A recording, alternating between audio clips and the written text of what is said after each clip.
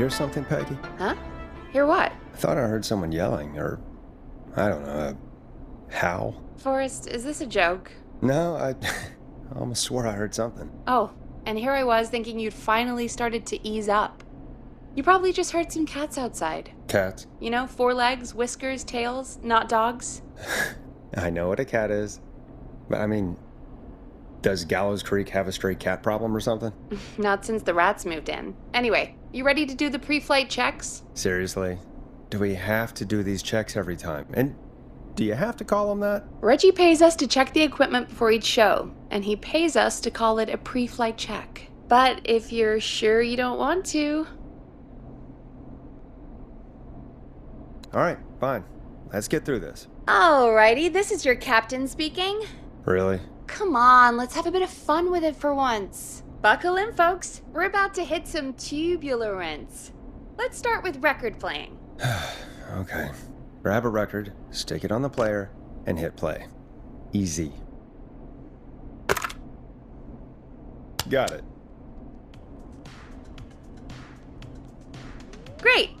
Now turn it off. All right, up next, phone line buttons. Your captain will be waiting to take your call on line 1. All right, Peggy. Ready for you on line 1. Who's Peggy? This is Captain Donald Key calling. Call me Don. You get it? Yeah, it's a riot. Great, and button 2 works just the same.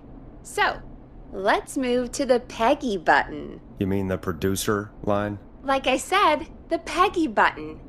Press it when you need my help during the show. Is there a Peggy mute button? They haven't invented it yet.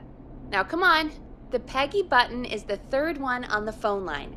I labeled it for you. Press for Peggy. This is your brain, Forrest. Sorry I made you such an unfun turkey. I'm a turkey now, am I? Okay. Are we almost done? Sound blaster next. That's an easy one. There we go. Always good for a cheap laugh. All right, we're almost done. Just the volume sliders left. These should let you affect pretty much everything. But let's test it with a record. Play a record and change the volume with the music slider.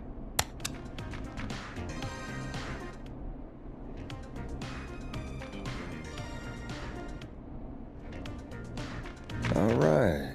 Seems to be all working. We done, Captain? We sure are. Coming in for landing. Local time? Should not encourage you.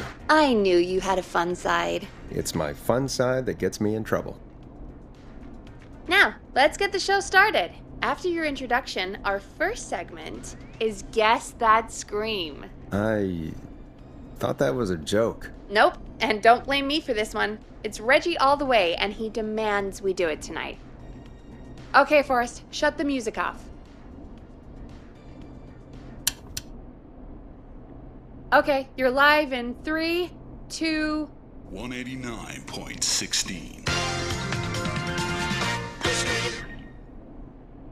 Good evening, Gallows Creek. This is your host, Forrest Nash, and you're listening to 189.16, The Scream. Before we start taking your calls tonight on Gallows Creek's only late-night phone-in talk show, I need to let you know about a special competition we have for you this evening. Guess That Scream. This is actually one of the station manager's better ideas. Here's how it works. I'm gonna play you a scream, then you call and guess that scream. We need you to guess why they're screaming. Did they stub their toe, saw off a finger, or discover the corpse of a loved one? That's good. Now, Forrest, hit them with the tape. We'll play that scream in just a second. Listen close, and then call in to guess that scream. Peggy, what do you mean play the tape? I just have a tape guy do that for me. You're not in Chicago anymore, Forrest. Here in Gallows Creek, you get to be your own tape guy. Come on, I gave it to you yesterday. Forrest, you do have the tape right. You knew we were doing this tonight. Peggy, let's be real. Guess that scream is a terrible idea. No, I don't have the tape. It may be a stupid idea, but that doesn't mean it can't be fun. We're going to need a scream tonight, Forrest, and you're the one at the mic, so...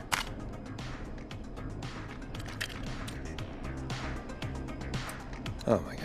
Peggy, I may have sunk low, but I have not sunk that low. I won't do it. Come on, Forrest, just do it. That's enough dead air already. Just think of a scream and let it rip. Oh God. Sorry about that. I'm back. Had to step away there for a second.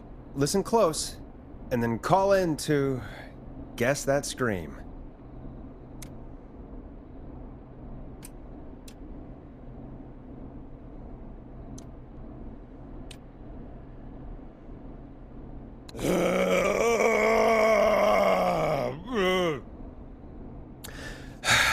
Well, folks, there you have it. Call in with your guesses, and if you get it right, you could win 2 tickets to the amazing Maze and 1 free fried dough. Fried dough? Just call in at 555-239-KFAM with your guess. Now, here's some music while you get dialing. 189.16. Time to go on the journey that is Blast Processor with their hit song 1980X. Oh, God, Forrest, that was amazing. Thanks. I can't wait to hear what people think that was. How the hell did I get into this mess? Lighten up, Forrest. That's gonna be the highlight of my week.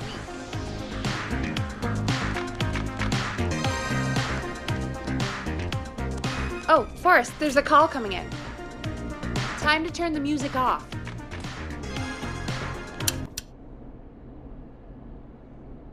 Welcome to 189.16, The Scream. Caller, you're talking to Forrest Nash. What's going on with you tonight? Forrest, thank God I made it through. My name is Leslie Harper. I'm the 911 operator and police dispatcher for Gallows Creek.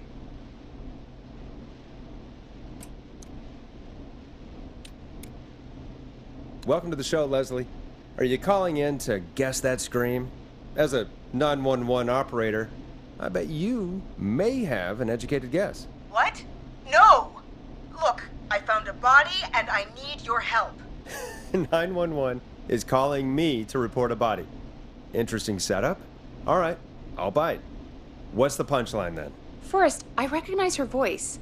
I'm pretty sure that actually is our 911 operator. I think this is real. Peggy, I'm not gonna be happy if this is a prank. I don't do prank segments on my shows. It's in my contract. Forrest, I really don't think this is a prank. Leslie, if you're telling the truth, you should report this to the sheriff.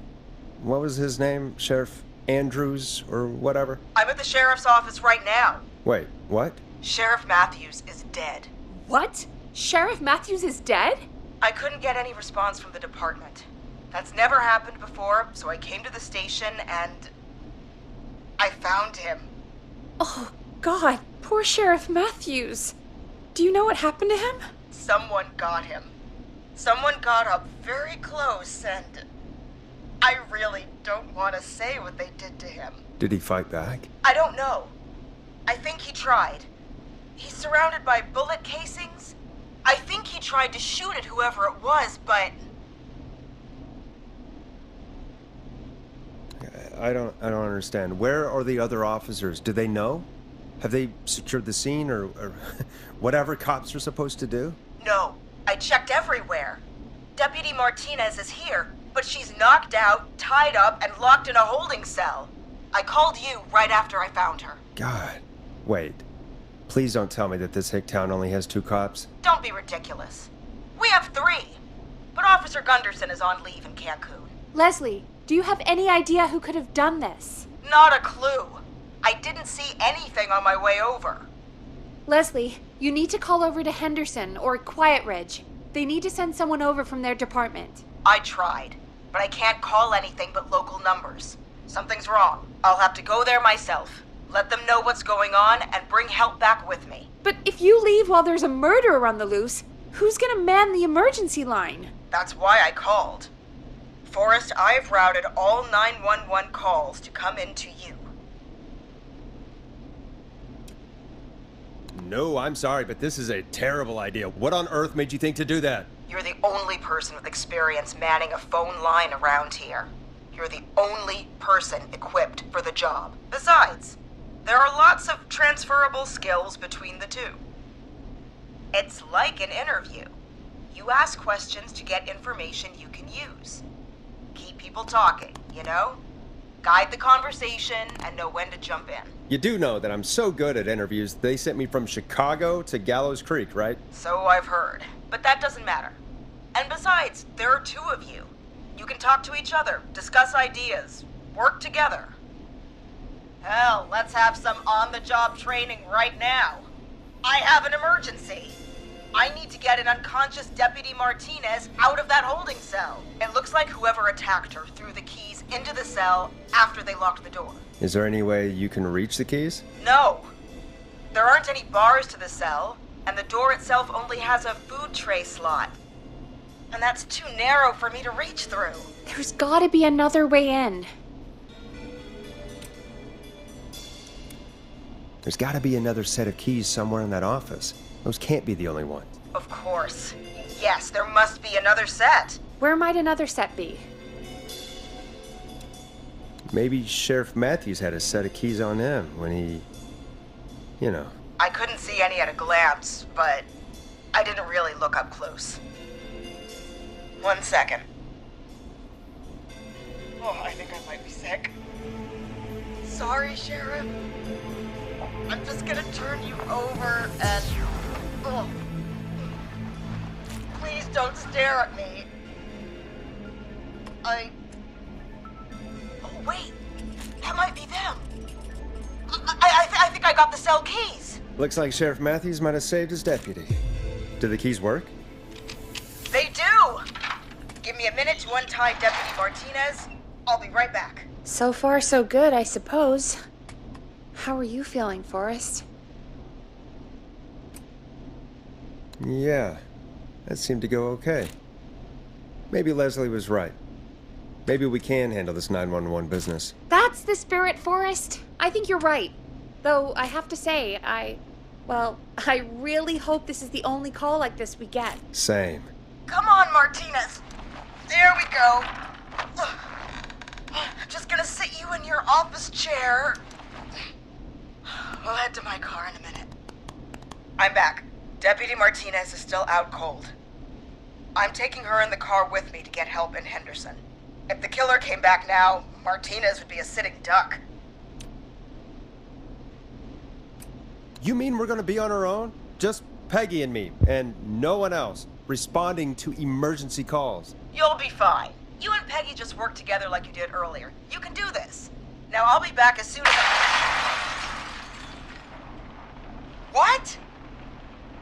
My car! My car is on fire! What do you mean it's on fire? How the hell? Did it just go up in smoke? What happened? Wait. What? No way. This can't... Oh, Forrest, we have big trouble. What's happening? What's that noise? It sounds like whistling? Whistling? It can't be. Oh my god. I can see him, but he's dead, right? Right? But that mask, how the hell is he? Who, Leslie? Who? The Whistling Man! The Whistling Man? Who's the Whistling Man? He was a serial killer back in the 50s, wore that mask. But he's dead! He's... What the hell? Oh, God. Do you think he attacked Sheriff Matthews and Deputy Martinez? He's coming this way. Leslie, stay inside and lock the doors. Right. Shit, we need a new plan. My car is torched. We need to think. I think you need to stay put and hide in the station. You should be safe in there. We can't just stay in here. I need to go get help. And what if he gets in? What if he finds us? There should be police cruisers at the sheriff's office, right? Like, you should take one of those. Yeah, that could work. Let me check if Martinez has any... I'll just reach into your pocket there, Deputy, and... Yes, got him.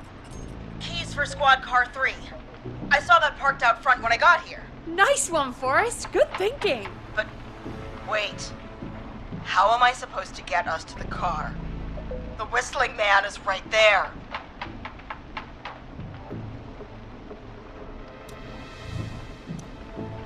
Deputy Martinez surely carries a gun, right? Could you use that? Deputy Martinez's gun is missing. I guess the whistling man must have done something with it.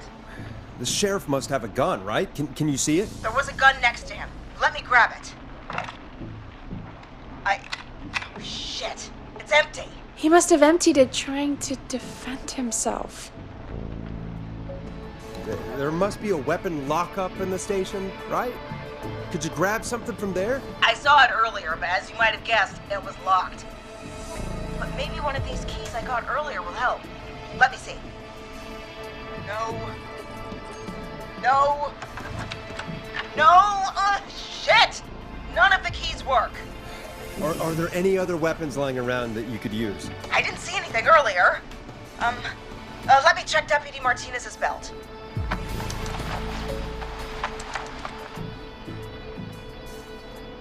All right. It looks like the whistling man left her with a baton, pepper spray, and taser. I can only hold one if I'm carrying Deputy Martinez. Which should I take?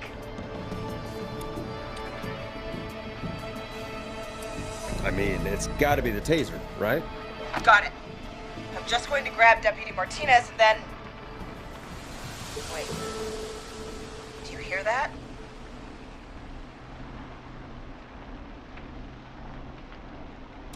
No, I can't hear anything. Exactly. It's gone quiet. No more knocking. Be careful. I don't like it. Me neither. But it's an opening, and I've got to take it. Okay. Deputy Martinez, if you can hear me, it's time to move. Just lean on me. Yep. There you go. Are you sure about this, Leslie? No time like the present, right? So, here we go.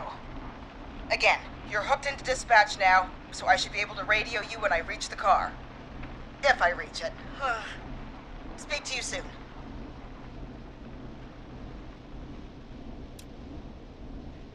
Well, good luck. This is the part where the killer comes out of nowhere, isn't it? You know, I've got to say, this really wasn't what I expected when I came into work today. Well, they always say you have to be ready for everything in live radio. Oh, I think we've got Leslie back on the line. I'm putting the call through. Hello? Forrest? Peggy? This is Leslie. Are you there? Over. That's a big 10-4 there, good buddy. I'm guessing you made it to the car then? Sorry about the CB chat. Old habit. But yes, we made it to the car. Deputy Martinez is in the passenger seat, still out cold. I don't see the whistling man anywhere, and I don't plan to wait for him. So I'm going to get us moving. Jesus! God damn it! Get back! Get away from her! Leslie, what's happening? The whistling! No! Get off her, you son of a bitch! Yeah! Take that! Leslie, drive! Don't worry, Deputy Martinez. We're out of here. Leslie, are you two okay? Did you get away, or... Forrest, that taser? Definitely the right call. Oh my god, I can't believe we escaped. Well done, Leslie. You saved a life. Just another day for you. Oh my god, yeah. But let me tell you, I prefer doing it from your side of the phone. Leslie, how long do you think it's going to take to get help? Gallows Creek isn't Nowheresville, but it's pretty damn close. It's going to take a while, maybe 2-3 hours each way. Slightly less if I put my foot down. You keep that pedal to the floor then. We'll see when you're back. You don't have to tell me twice. Anyway, once I'm in... Oh, I think Deputy Martinez is starting to stir. Forrest, Peggy, I've got to go. I'll be out of range soon, but I'll radio back as soon as I can once I got the cavalry. Try not to crash. We need you back in one piece. Good luck, Leslie. Feel better soon, Deputy Martinez.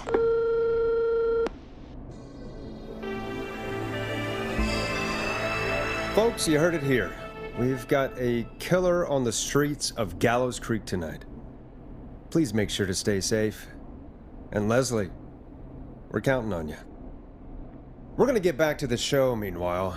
If you have anything on your mind or have any information about this Whistling Man character, then give us a call. We'll talk here on 189.16, The Scream. For now, here's another hit record for you all to enjoy.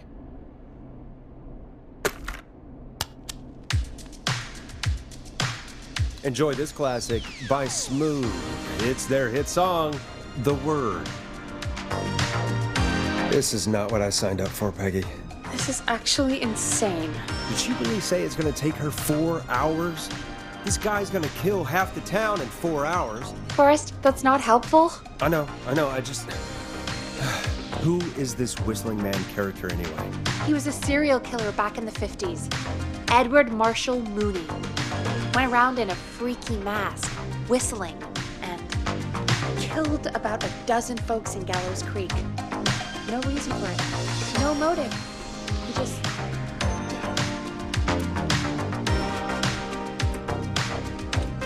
So we're screwed? Because it sounds like we're screwed. Well, probably not. Police chased him up to Ellis Point one night. We call it Whistling Point. And it was, well, it was on this night actually. The police cornered him and he jumped into the river. His body was never found. So is he alive? Dead? I mean, what's the story? Story is he's biding his time, waiting to take revenge on the town. All right, that's the story. What's the truth? Other than we have a whistling killer on our hands tonight, I don't know. So we're screwed, because it sounds like we're screwed. We're not screwed. Things just aren't great right now. At least we got the word out, I guess. What kind of listening figures do we get at this time? On a Thursday after midnight, could be around 35? 35. Isn't 3,500? Huh. I didn't realize Gallows Creek was that large. No, 35 people. At best. Are you serious? We only have 35 listeners? 35, yeah. It's a school night. And what's the population of Gallows Creek? I don't know exactly.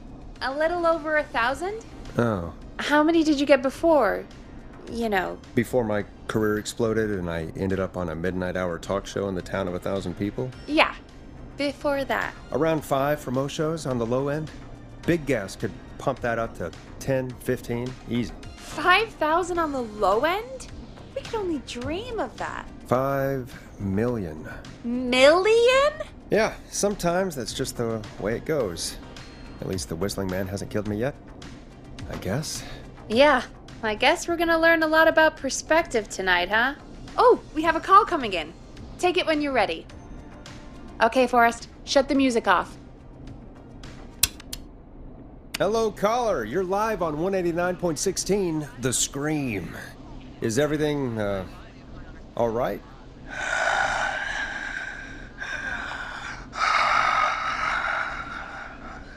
Okay, who is this? Are you, hello? Hello?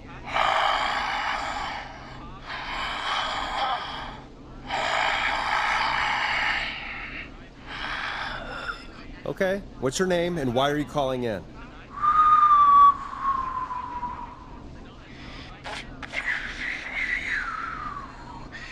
You know my name. I've come back from the dead to kill again. No one's safe. Do you accept requests? I've got a list of names I'd love to see in the obituaries. Maybe you must make a sacrifice to us. A sacrifice? To us? I mean, me.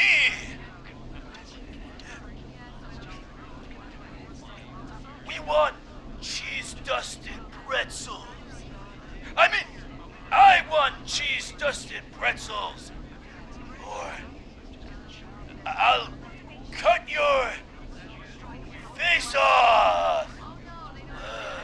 Goddamn kids. I'm cutting them off. Not yet. I want to deal with him. We also want a mega gulp. Okay, so cheese-dusted pretzels and a mega gulp behind the gas station. You got it, whistling man. A wise choice. See you soon, Forrest Nash. Needless to say, I won't actually be going out to the gas station to buy anything for these kids, and none of you should be going out tonight either. We've got an actual killer out there. Anyway, this next one's dedicated to all of you staying inside with your doors and windows locked.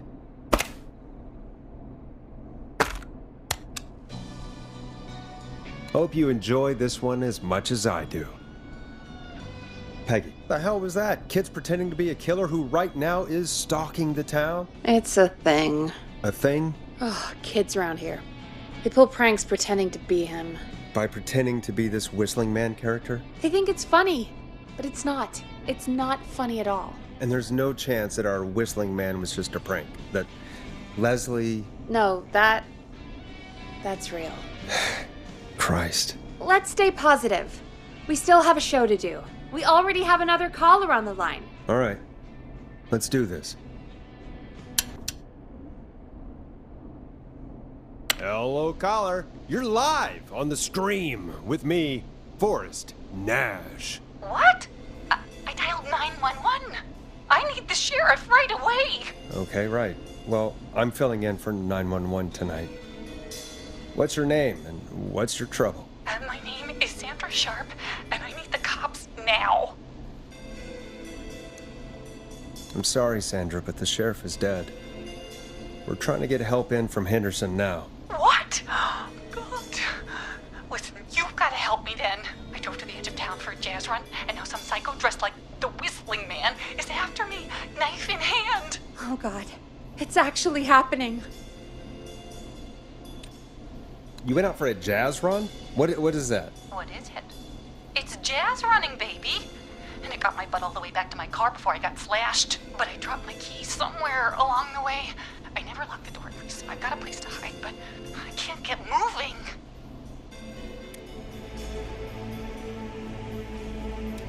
Is there anywhere else you can go? Do you have any friends nearby? Oh, I'm not going back out there.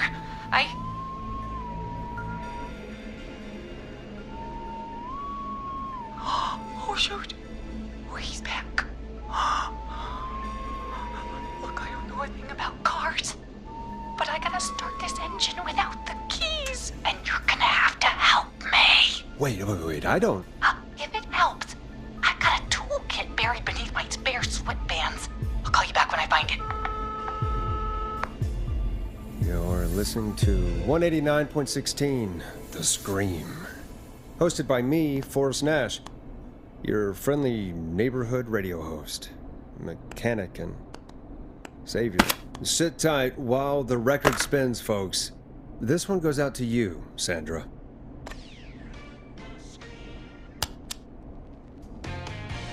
Let Storm Riders take you on a rock and roll ride with the Glam Jam. Doesn't the station have a show about cars? The Tamora twins or something? Timberline twins talk motors. Yeah. You know they're not even brothers. Really? They look the same, though. I know, but they're not even related. It's weird. I asked them about it once, and they got really sweaty and defensive. Anyway, go see what you can find. The offices are out the door and down the hall.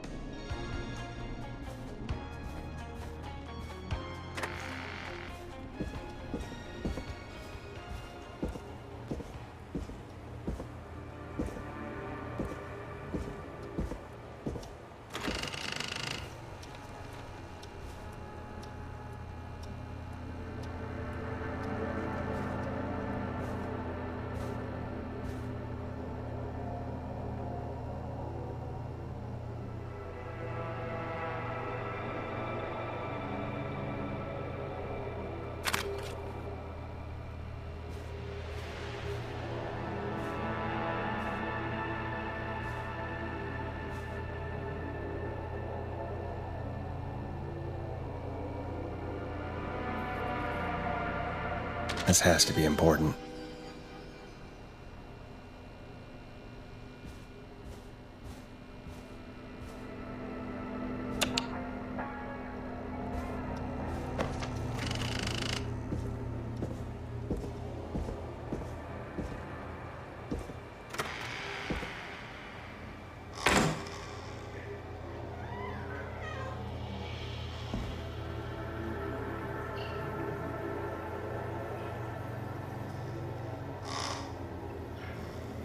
This looks useful.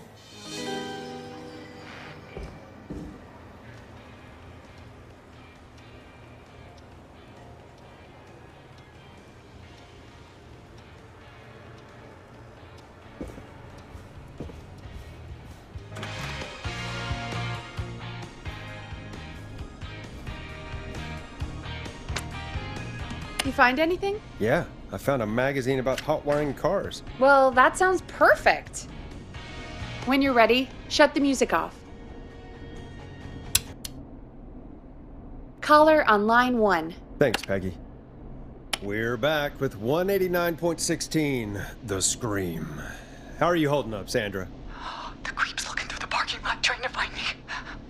But I've got my tools, and I'm ready to get this hunk of junk moving. How do we start this baby?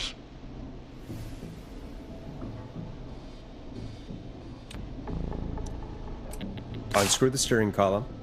All right. Just turn. Just turn.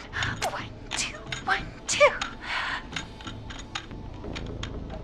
Oh, God. How long are these screws? Okay. Cover's off. Okay. There's a bunch of wires down here all paired up, and oh, God, my heart is pumping.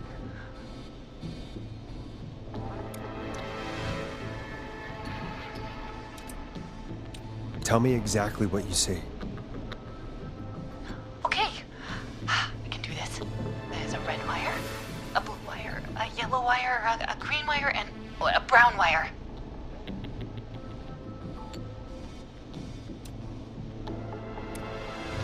What's the serial number on the steering column? The number is 576-894-320.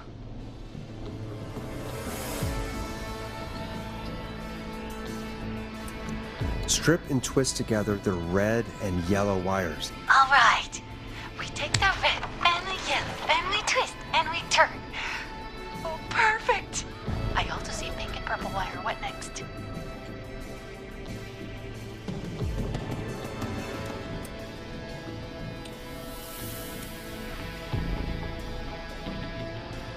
Strip the purple wire and brush against the twisted wires.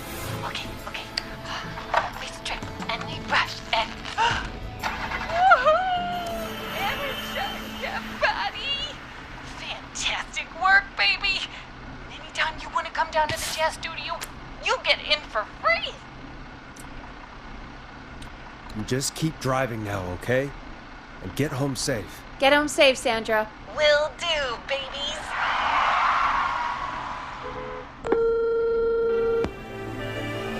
We did it, Forrest! We sure did. Here comes another hit track that we're excited to share with you. And remember, if you're also having car troubles, then tune in to Timberline Twins Talk Motors here on 189.16, Monday to Friday at 5. Take it away, Forrest. You're gonna love this next track, I still can't believe this is happening. right? Like Gallows Creek didn't already have enough to worry about? What do you mean? Gallows Creek is a miserable place to live. Really? Miserable? That's right, Peggy. Miserable. It's a sad place on earth. Well, I like it here. People are polite and, Stab happy? don't be awful, Forrest. Come on, there must be something you like about this place. I guess some folks have been okay. You're not terrible. After a while. Not terrible after a while? High praise coming from Forrest Nash. You know what I mean, Peggy. I do. It's Forrest Nash for I think you're swell. Anyway, I hope the killer is done for the night and that Leslie gets back soon. Me too. Can we at least call off that stupid Guess the Scream contest now? Yeah, that'd probably be a good idea.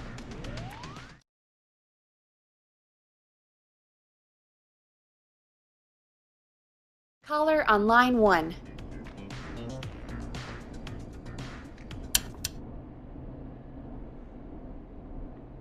Evening, caller. This is Forrest Nash, host of 189.16, The Scream. And tonight's 911 stand-in. Hey, Forrest. My name is Brian. Brian Ponte. Brian Ponte of Ponte's Pizza.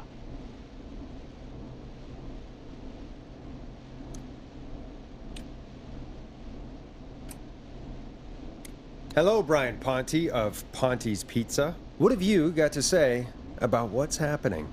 I'm so happy that Deputy Martinez survived. I've seen her a lot over the years down here at Ponte's Pizza. Oh, you did a really great job. And as a thanks for all you did there, I just wanted to tell you that I'm sending you some coupons for free pizza here at Ponte's Pizza. Wow, Brian. That's really good of you, but you really don't have to, though. Oh, it's the least I can do. And if you like it, well, you're in luck, because we're always running great deals that'll have you eating for pennies. Sounds great, bro. And let me tell you, the pizza we have is to die for. No. Poor choice of words tonight, I guess. Yeah, that didn't come out great. I'm sorry, Forrest. Well, I just hope I didn't put you or anyone else off coming on down to Ponte's Pizza. We've got a great special this weekend. Our famous beer and pizza deal. Wait a minute. Come on down to Ponte's Pizza this weekend. You've just got to pay for one slice to get yourself. God damn it, you're just calling in to advertise your shop. Peggy, hang up on him. Done. Oh, real quick, before I forget, it's probably time we played a paid ad. Now, a word from our sponsors. You know how to play an ad, right? Nope. In-flight check time. Christ. Our captain would like to remind you that the station is required by law to play advertisements from our sponsors. Grab a cassette and stick it in the player.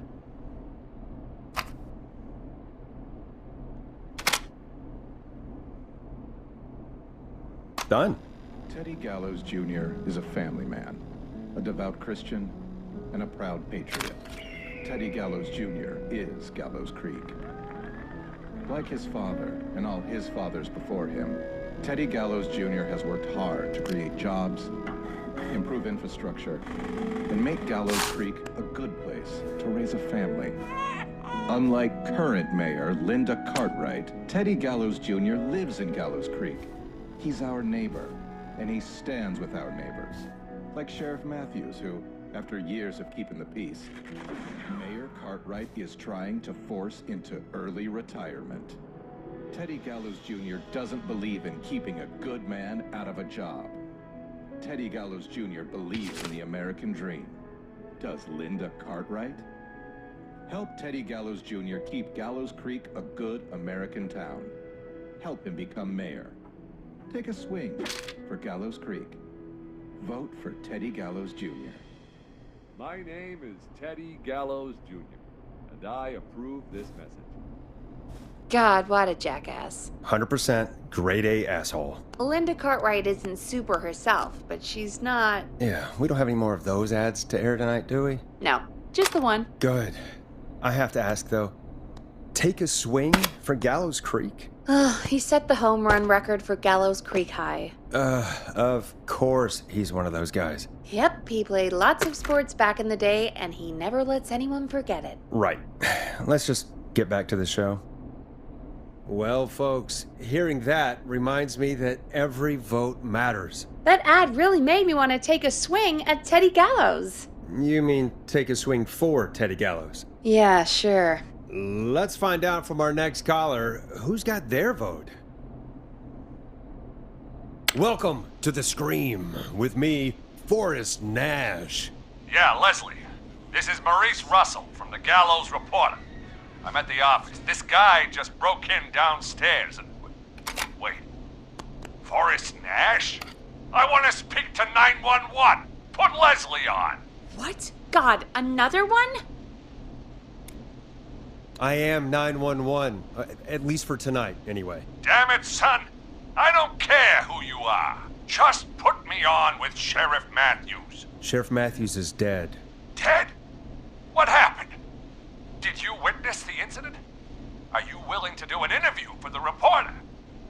I can cite you as an anonymous source, if that's a concern.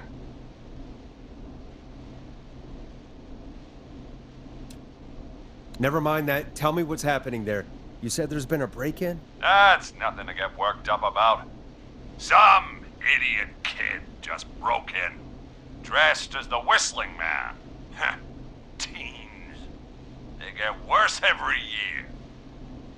This punk wasn't even a disappointing twinkle in his daddy's eye when Edward Marshall Mooney stalked the town.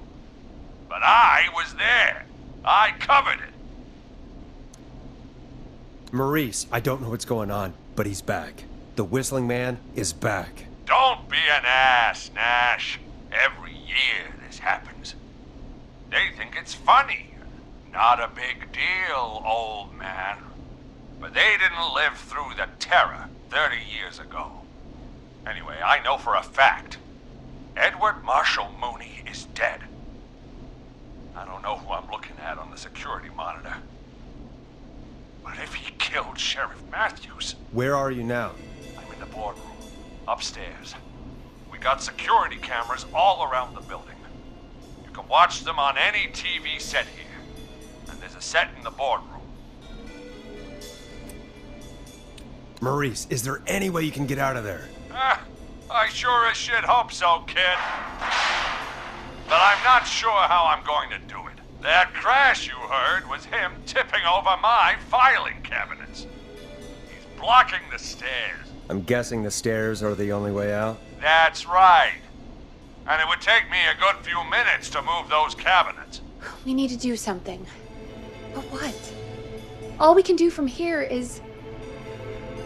Forrest, I think I've got it. Why don't we call the killer? They'd have a bunch of phones set up across the office, right? In different rooms, with different extensions? So we call one of them. Draw the killer away. And get an exclusive interview with the killer. That could be interesting. No, I mean we just make a distraction. It's worth a shot. I can hear you, you know. The son of a bitch hasn't killed me yet. Sorry, Maurice. Peggy and I were just trying to figure out... You realize how stupid that plan sounds, right? For that to be successful, you're gonna need every phone extension. Plus, a plan of the entire office floor. All delivered while the killer is en route.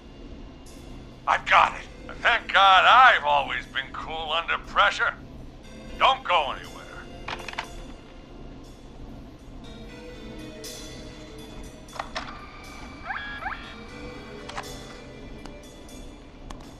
You don't think the killer got him, do you? Mr. Russell.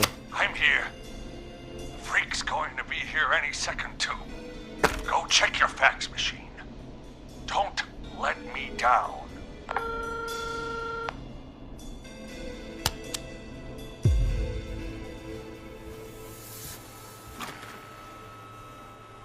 Go, Forrest! The fax machine's in the office on the other side of the hall. Thanks, Peggy. Be right back.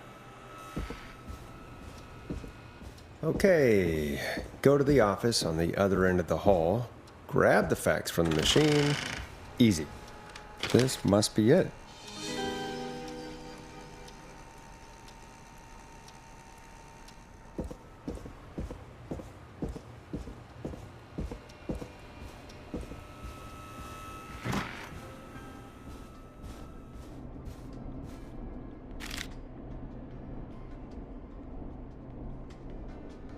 Hey, did you get the fax? Yes, I have. Okay, Forrest, shut the music off. Mr. Russell? You still with us? I am. You get my fax? Yeah, I got it right here. Good.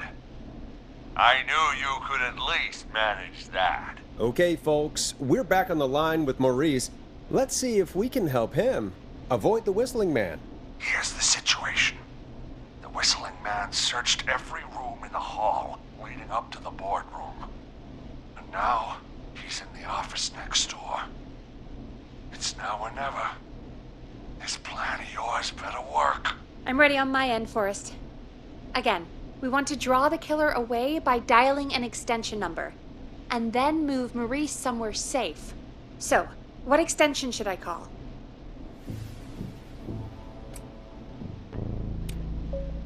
Call the editor's office. The extension is 03. Got it. I'll put the call through when you're ready. All right, Nash. Where do I need to go?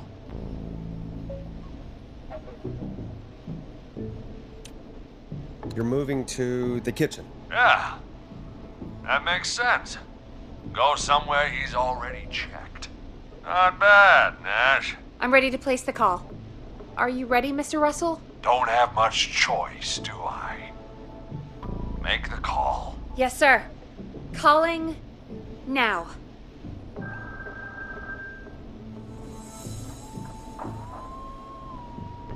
I can't believe it. He's actually heading to my office. It was all Peggy's idea. Credit goes to her. Don't mention it. The coast is clear. I'm shutting off the TV so he won't see me on the security cameras. Then, making my move. I'll call when I get there. Do you think he'll make it okay? I'm sure he'll be fine. But now what do we do? We gotta find some way for him to get past that barricade. What do you mean? I don't think calling the Whistling Man is gonna buy Maurice enough time to move those cabinets. We gotta think of something else. Yeah. Maybe we could... Oh! Call incoming. You ready?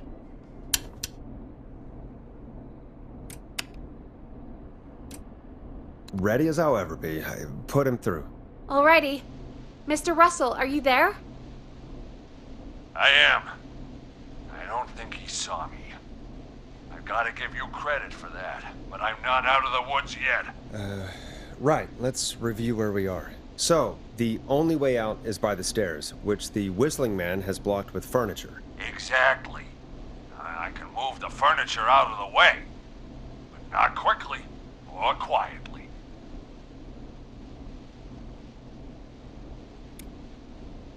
Could you lock him in a room? That'd probably buy you time enough, right? Maybe. But the damn fire regulations say every door in the office has to unlock from the inside. He'd be able to get out just as soon as... Wait, no. I got it. The secret archive through my office, where we keep our most sensitive records. Ooh, a secret archive?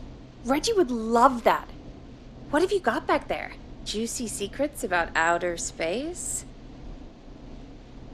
Peggy, I don't think now's the time to be playing around like that. You're right. Sorry, Forrest. Kids, we're in the big time now. I've got it all figured out. The secret archive. There's no lock on the inside of that room, only the outside. You can't break out. If we can get him in there, and I lock him in... We can catch the son of a gun. Exactly. Oh my god. Forrest, we might be able to end the nightmare right here. So should I call the secret archive then? You can't. The archive is a room for secrets, not gossip, so we don't have a phone in there. Oh, we're gonna need to change it up then. Any ideas, Forrest?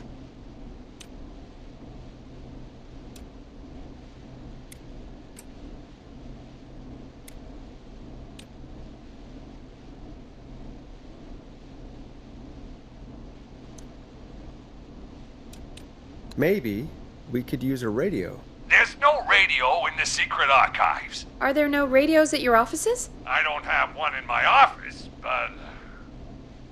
What is it? Our sports reporter, Hopkins. He has a little portable radio he never turns off when he's here. I'm glad you got a radio fan there. Does he listen to 189.16, The Scream? Gallows Creek's best and only late-night call-in show. Jesus, Nash. I'd expect that level of self-advertisement from Brian Ponte, not you. Don't be a Ponte, Forrest. That's low. Will you idiots focus now? His portable radio should still be here. It should be in the archives, actually. I'll sneak over while our friend is still distracted with his search. I'll call you back once I've got the radio.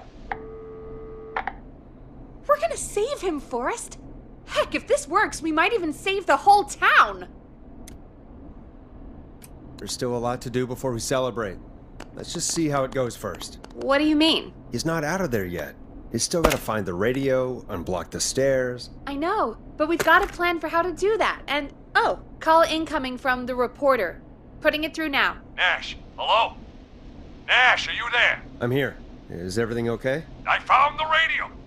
It's right where I thought it would be. It's all coming together. I'm just gonna turn it on quickly, make sure it's still got some juice. Maurice, turn the volume down. We don't want that thing blasting just yet.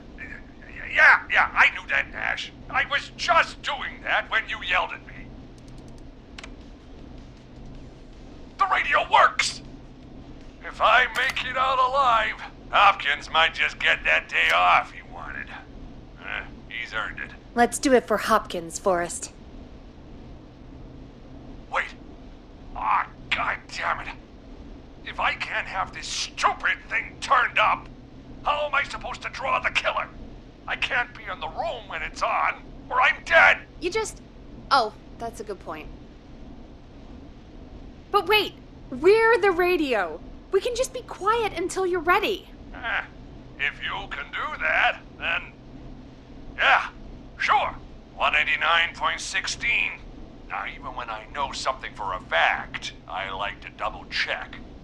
But after your earlier self-advertisement, Nash, I don't think that's necessary. I've got the radio on silent, but I'm tuned in.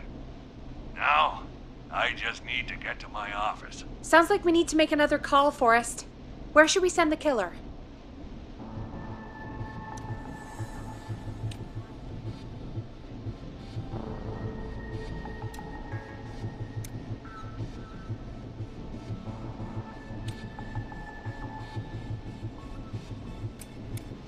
Call the boardroom. The extension is 04. That might work.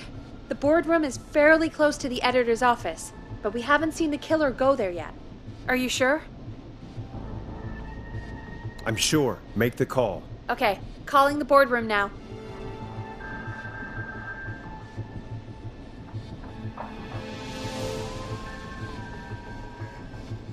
He's on the move. I'll call you guys from my office in a second. Looks like we're almost through this nightmare. Any idea what you'll say to draw the killer in? I'll just call the whistling man a jackass. That'll get his attention. That's the plan, right? Sure is. Ooh, call coming in. Here we go. I'm here. The radio's set up in the secret archive. Just give me the signal, and I'll turn it all the way up. Where will you hide in the meantime? Good question. It's under my desk, but you can see under it. I've got a big cabinet, but that'll take me a second to get into. Anywhere else? Not really. There's the secret archive itself, but that's where the killer's going. I could try the cubicles, but they're pretty far away. Your judgment has kept me alive so far, Nash. What do you reckon?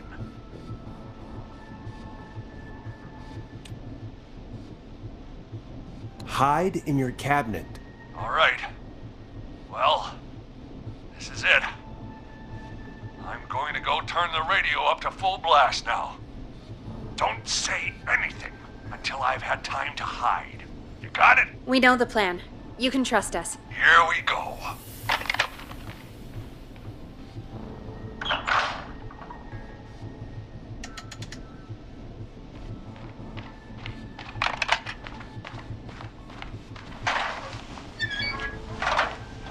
I think it should be safe now, Forrest. Hey, whistling man. Jackass. You think you're something special, huh? Well, guess what, pal? You got another thing coming.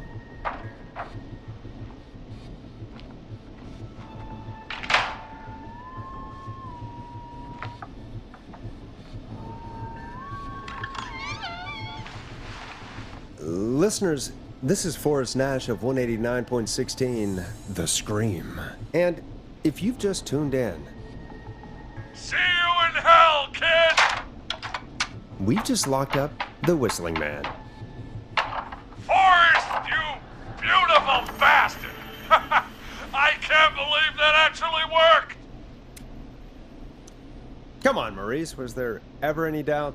Thank God it's over. I'll be off now. Gotta get out of here. Write up a few notes. Call a few friends.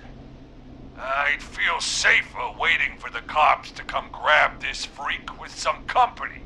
Hey, maybe you and me could do an interview tomorrow for the Gallows Reporter. I'll think about it. Let's see what tomorrow brings. I'll take that as a yes. Talk to you soon. There we are, folks. The Whistling Man is locked up. Let's all take a deep breath. And play some killer tunes.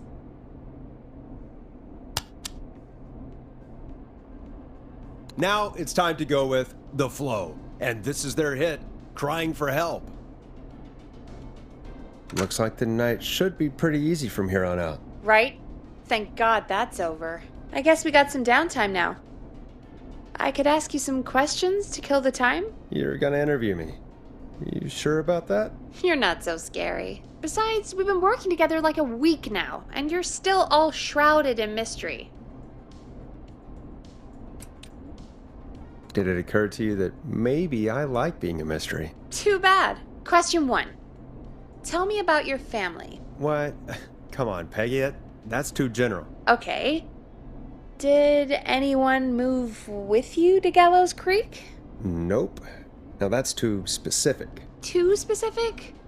Do you have any siblings? I don't. I'm an only child, and my folks are dead. Oh, I'm sorry, Forrest.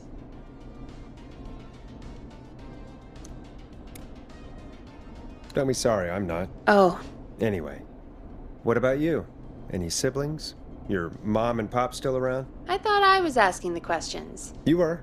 I'm just making conversation now. Oh. Well, my folks went the same way as yours.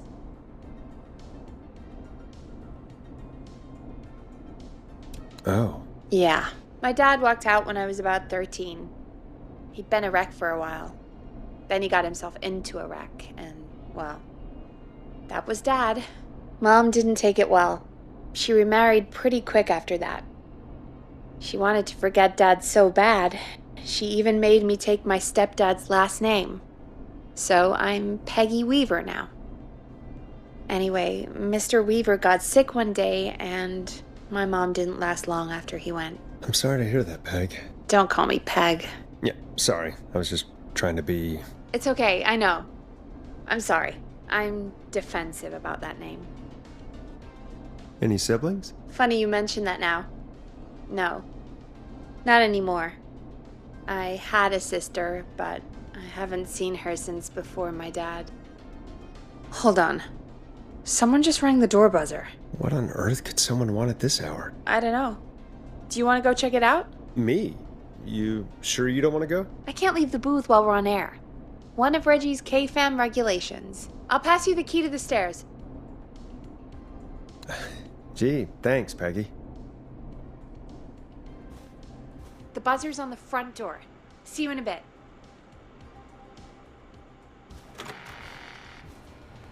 Okay. Down to the first floor, then check the door.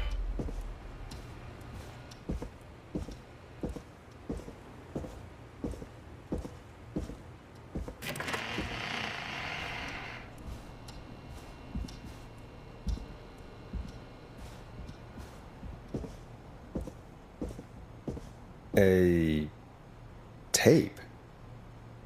Play on air.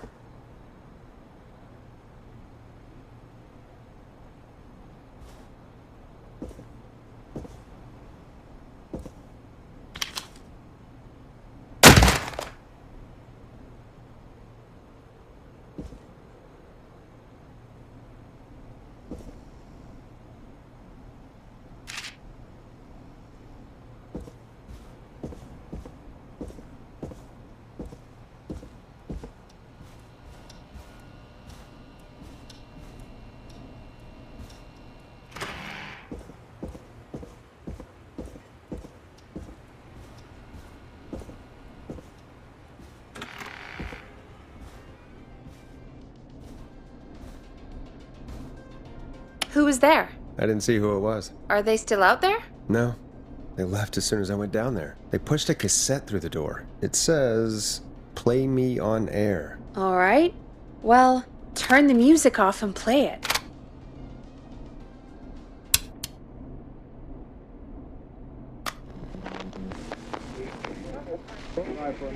Hello, Gallows Creek. Time to Pay the price.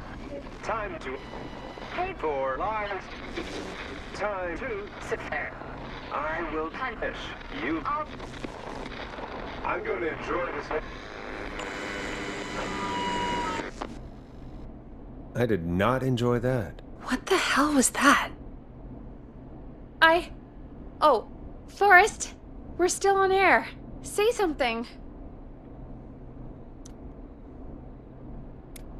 That, wasn't the ad tape we meant to play. Sorry, folks. It won't happen again. Maurice locked the killer up. I know.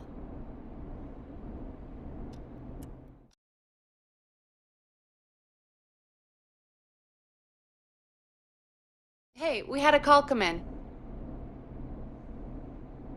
Caller, you're on 189.16, The Scream, with... Ash! Shut up and listen to me! Mr. Russell? What's wrong? Are you okay? I said listen! He's gone! The whistling man is gone! So the one who left the cassette, he really did escape. You mean you knew he escaped? And you didn't tell me? We only just found out. We weren't even sure it was him. Mr. Russell, where are you now?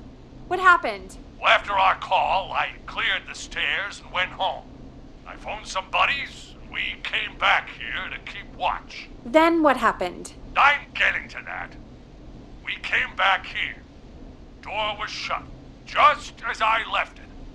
We had a couple of drinks, and, well, there was a bunch of us, and we were all armed. They thought we could teach the freak a lesson before the cops got him. Did you let him escape? Of course we didn't. I demand you retract that accusation. Damn it, Maurice. Just tell me what happened with this plan of yours. This was not my idea. The guys just grabbed their weapons and unlocked the door. I braced myself and... Then nothing. The room was empty. The door was still locked. How the hell did he get out? Are you sure it was still locked? I'm telling you, it was locked. No way out of there. None. Maybe. I mean, I know it's crazy, but if he's back from the dead, then... Do you think he's some kind of ghost, Peggy? It would explain things. I mean, how do we know he's not? Tony, there's no way. Whoa, did you say something, Maurice? Baloney. I said baloney. Look, I don't want anything more to do with this. I'm clearing out of Dodge. And I recommend you and everyone listening do the same. He seems really spooked. Wouldn't you be if you got attacked by a serial killer who turned out to be a demonic spirit? He's not a demon, Peggy. Yeah, you're probably right. But what do we do now?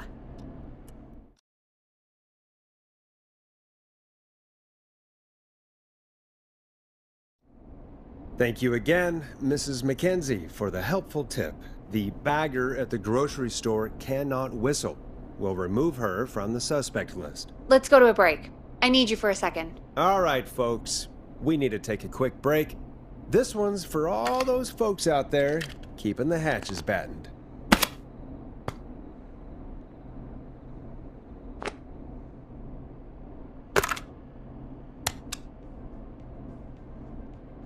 Here comes one of my favorites.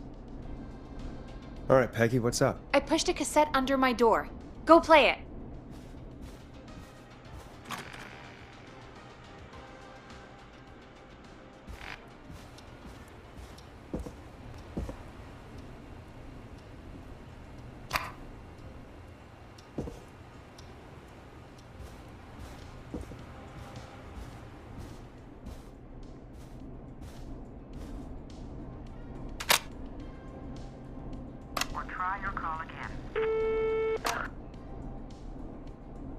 All right, I've got it.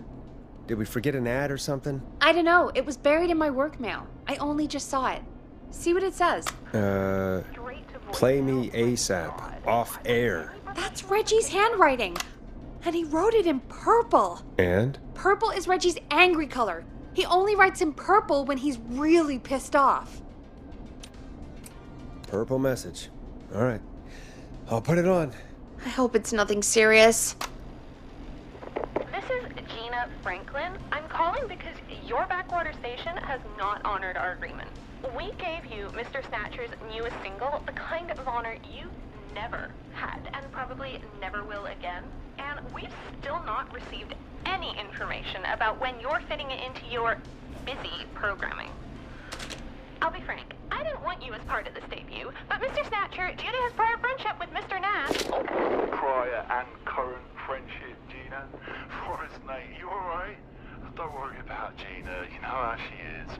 But yeah, can't wait for you to hear the new single, man. I think Final Breath is my best work yet.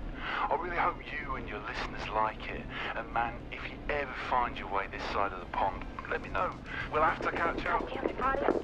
If Final Breath isn't played on your airwaves by the end of Mr. Nash's show tonight, the next call will be much less friendly. That was Roddy Snatcher, Forrest! You know, Roddy Snatcher? Yeah, Roddy and I are old friends. I love Roddy! I Will Always Find You was my song. I wish we still had it in rotation. Oh my god, I can't believe you know Roddy Snatcher. And I can't believe you didn't tell me he sent you his new single. We have to play Final Breath. Where is it? I don't know. They mailed it to K-Fam, not to me. Then it's gotta be downstairs at reception. Man, I can't believe Barbara didn't say anything. I mean, well, if that fiasco last Friday about the missing Knife and Easy track is any indication, folks at K-Fam aren't against hoarding station music for personal use. I think we're still missing a few tracks, actually. Well, go get Roddy's song before Gina sues the pants off us.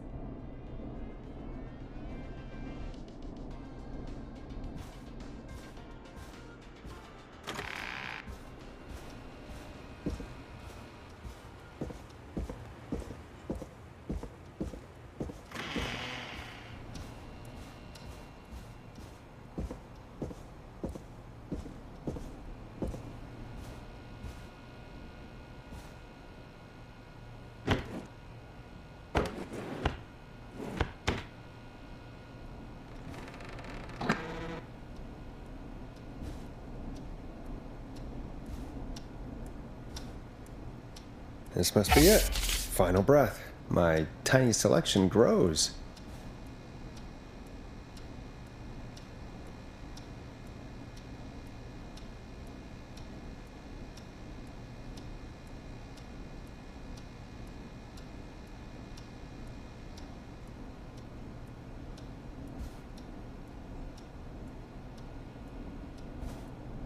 So many locked doors, so few keys.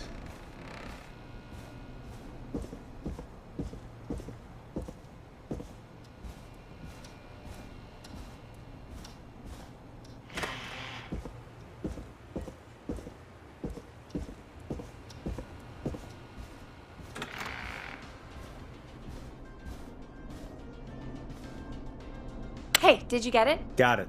Let's get this on the air. Gallows Creek. I'm pleased to say we're in for a much-needed treat. Up next, courtesy of the British sensation himself, is a track you won't hear everywhere. Here's Final Breath by Roddy Snatcher.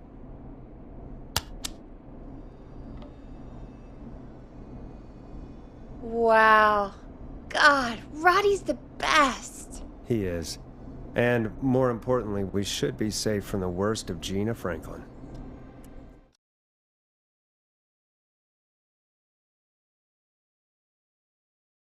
I think that's every time I've seen him live. Peggy, you just talked through the whole song. Oh, whoops. It's okay. I can just play it on loop later. Oh, shoot. I just noticed we have a caller waiting. I really hope it's nothing serious.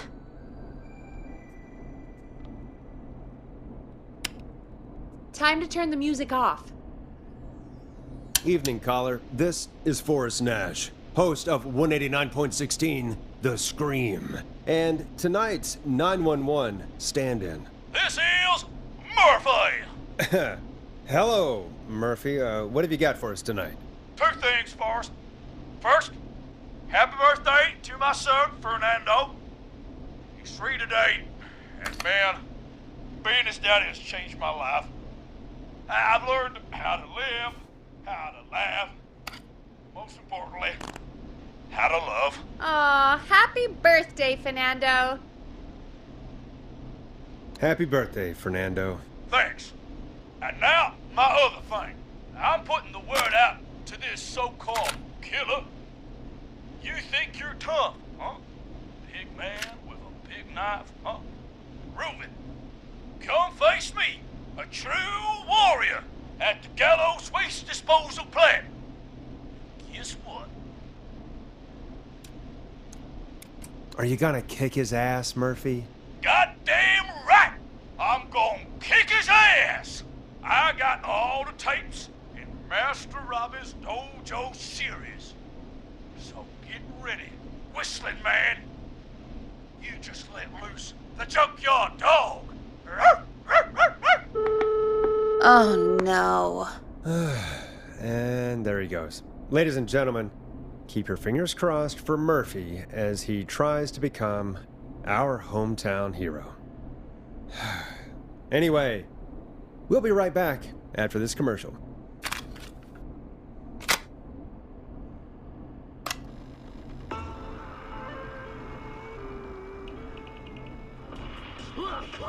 Do you seek ancient wisdom? Do you want to double your power? Are you ready to unlock your inner warrior for only $24.99? Then step into Master Robbie's deadly dojo of Kung Rate and receive direct by video warrior instruction from me, Master Robbie. You will learn the 4 qualities of an ultimate conqueror. The power of the alligator, the discipline of the tarantula, the speed of the tuna, the poise of the scorpion, and the wisdom of the bullfrog.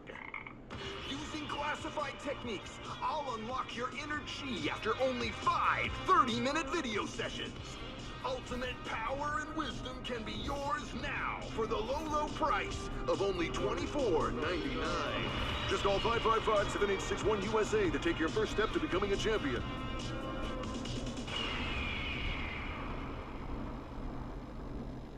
Never forget the element of surprise! If you buy today, you'll receive 2 additional VHS tapes. The Tornado Technique and Karate Lovemaking. Call today! Do people really buy this kind of thing? Don't pretend like you're not interested. I mean, I wouldn't buy them, but I might watch them, I guess. Yeah, I bet karate lovemaking sure is something. Is Forrest Nash at a loss for words? Let's just get to the show. Wow, what a deal. Only $24.99. And I'm not just saying that because they're paying for the airtime. Just ask Murphy. But unless they pay us more, then it's time to get the show moving along with our next caller. We got a caller. You know what to do. Hello, caller. You're live on The Scream with me, Forrest Nash.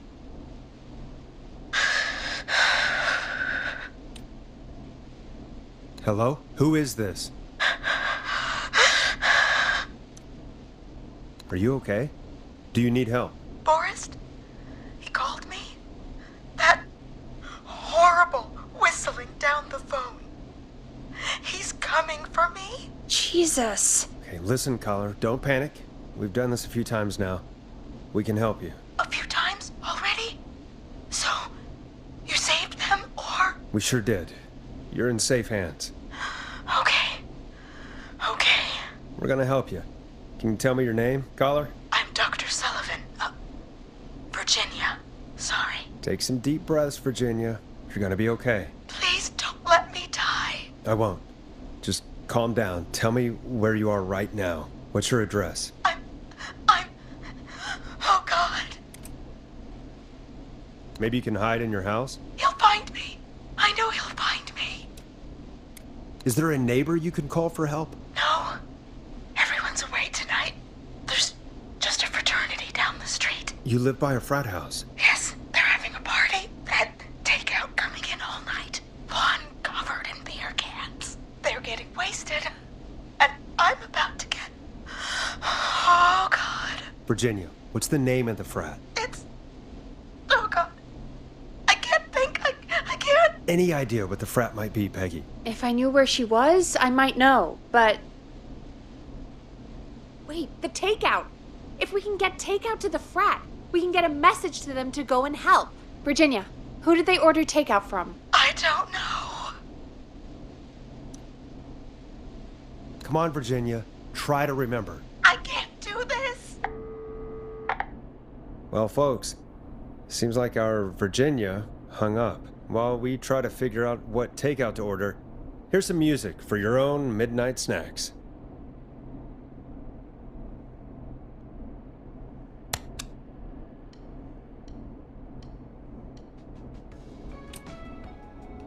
Listen in to this next track from Late Night Lurkers, if you dare. Peggy, what places do takeout in Gallows Creek? Off the top of my head? Well... There's the barbecue place, Grilling Spree, and you can order from Chalupa Cabras. Oh, and of course we have Ponte's Pizza. That's it, I think. All right. We'll call each place and ask who they deliver to tonight. That's not going to work. Takeout client privilege. What? There was a lot of competition back in the day. Things got ugly.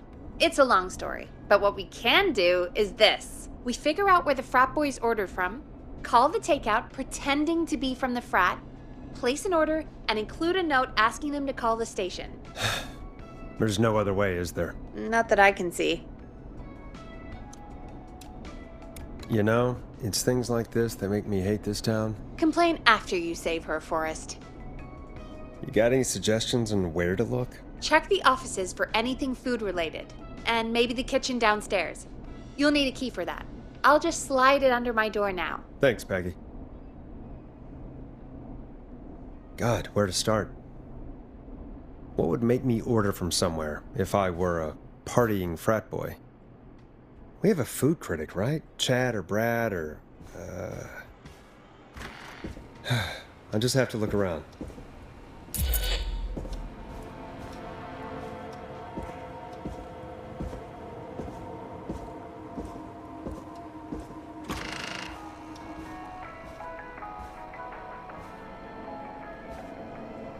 A promotion, huh? Maybe if I find the pizza box.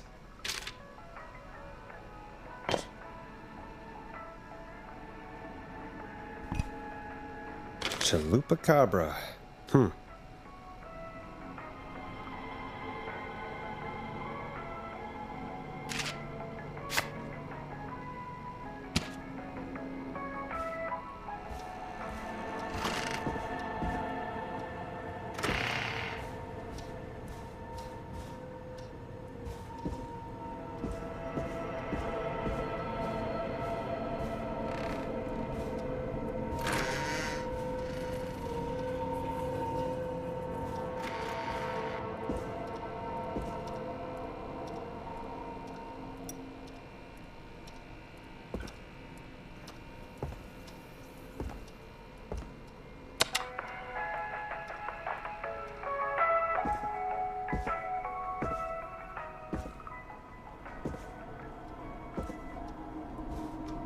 Go Gallows High, I guess.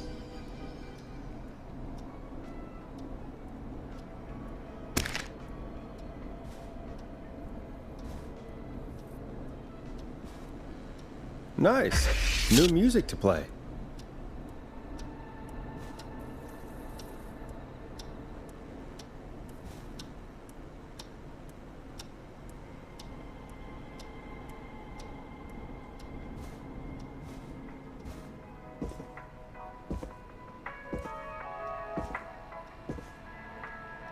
Rooting through trash. This is a new low. Ooh. Interesting offer.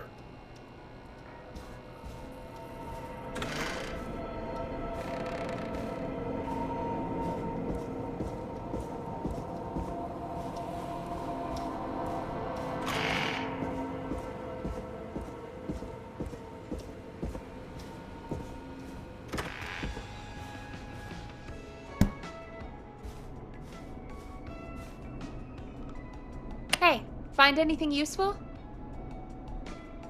Yes, I have. That's great. Are you ready to get back on the line? Let's make the call. Okay, Forrest. Shut the music off. Okay, Forrest. What'll it be? Call Ponte's Pizza. You got it. Ponte's Pizza is on the line.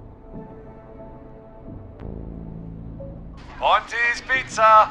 May I take your order?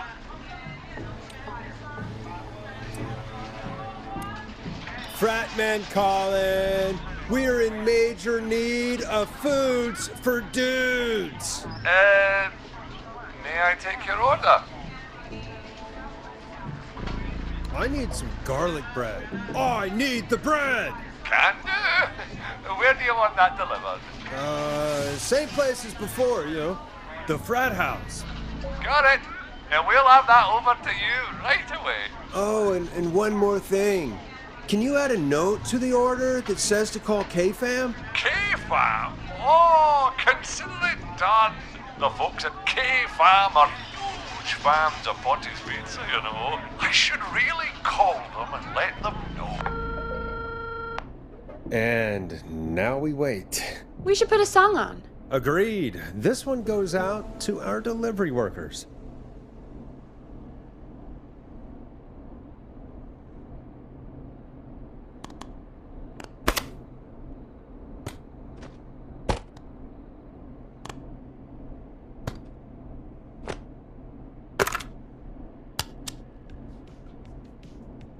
It's funky, it's groovy, it's Stab in the Twilight by Knife and Easy.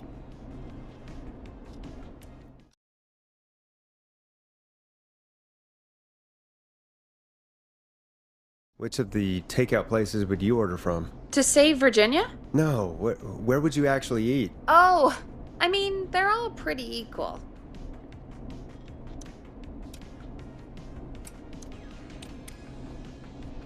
Sure, but if you had to pick one. All right. Not Ponte.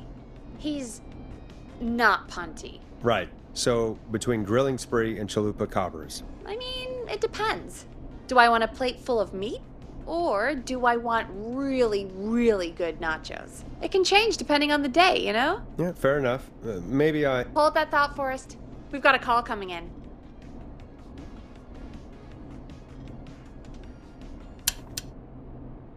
Hello, caller. You're live on the Scream with me, Forrest Nash. Hey, this is Fratman Plunker. We got some garlic bread and a note to call this number. Yes. Plunker, this is Forrest Nash from 189.16, The Scream. And... Is this Goose? Oh, man. It's totally you, isn't it, Goose? This is such a Goose prank. No, this is Forrest Nash, host of... Sure thing, Goose. Listen, I need you to... Goose, come get beer. Your brothers are waiting for you. I'm not Goose. How can I prove this to you? Oh, let me get a second opinion on this.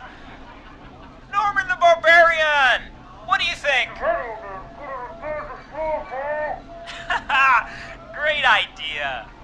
Norman the Barbarian says only the radio man can control it.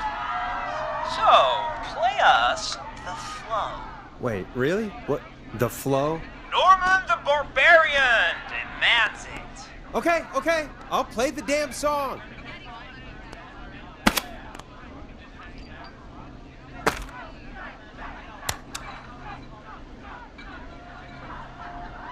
Oh, shit. Okay, Radio Man. You got my attention. What is it? Thank God. Listen, you've got to get over to your neighbor's house. All of you. Just... Say no more. Plunker's moving the house. Forrest, line 2. Hello, you're live on 189.16, The Scream. Forrest, it's the killer. He's at the door. Grace. Oh my God, it's you, isn't it? God didn't talk, I promise. Whoa! The party has arrived! Oh, thank God. He's gone and... Oh! Oh, is that you, Radio Man? Don't worry, we brought the beer. Good times are here. I could use a drink. Thank you, Forrest. You're welcome, Virginia. And thank you to Plunker and his fraternity brothers. Some heroes wear capes, some wear sheets as togas. Hey, Forrest, did you hear what Virginia said earlier? What was that all about? Clive, I didn't talk. Do you know what she meant? There's a janitor here at the station named Clive, but your guess is as good as mine. All right, folks. Seems we may have a lead. If any of you know a suspicious Clive, then please call in. It could save lives. In the meantime, looks like we have another caller. Hello, caller. You're live on the Scream with me, Forrest Nash. It's great to speak with you, Forrest. As a local small business owner, I find this all horrifying. A killer roaming the streets of our fair town? Ooh, terrible. I hear you there. It's a scary time for everyone in Gallows Creek. How are you holding up? You somewhere safe tonight? Yes, Forrest, I am. I'm here at work in my small business. It's a safe, family-friendly place. Good for you, friend. I'm glad you're keeping safe and busy. Thank you. Oh, I'm really living the American dream. Kid in my business. You must really, really love your work. Oh, I do. My small business really is my whole world.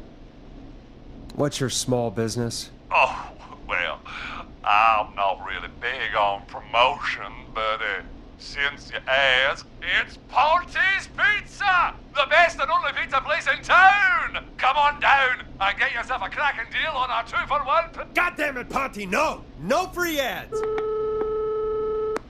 I mean, I guess we can't be that mad at him. Calling Ponte's did save Virginia. I can be mad, Peggy. That sort of thing just... I can be mad. Look, he's gone now. We already have somebody else on the line. Just take a deep breath and let's keep going. Evening, caller. This is Forrest Nash, host of 189.16, The Scream. And tonight's 911 stand-in. Hi. Hello? Am I on air? Sure are, caller. What's your name? And what have you got for us tonight? Name's Eugene Stein, and I've got a heart full of love, Forrest. I'm hanging out in the middle of the maze, listening to your show, looking up at the stars and waiting for her. You got a special lady coming out to see you. Yeah. Molly. We planned to get lost in the maze tonight, to take our first journey together into the love labyrinth. That's why I'm calling, actually. I thought she'd be here an hour ago. And since I've listened all night to how cool you play it, I thought you were the perfect guy to ask. Should I call her up and ask if she's coming, or wait and see? For real, kid? If you've been listening all night, do you really need to ask me? Yes, that's why I'm calling. Eugene, you really need to go home to your parents. My parents are dead, actually. But, Oh, jeez. yeah, I guess it's not the night. Hang on. I hear some rustling. I guess she came after all. Molly! I'm in the middle! It'll take a little while to get here, but, thanks again, Forrest. It's been good talking. Wait a second. Molly can't whistle. No, this is supposed to be the best night of my life! Not the worst.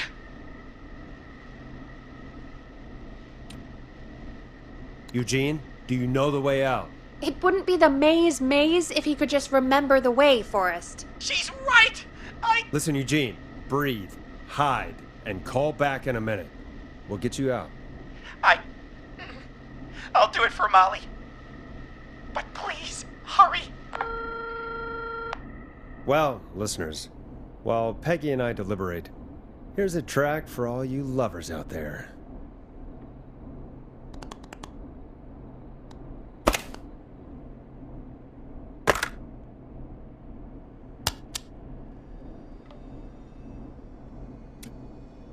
I know him.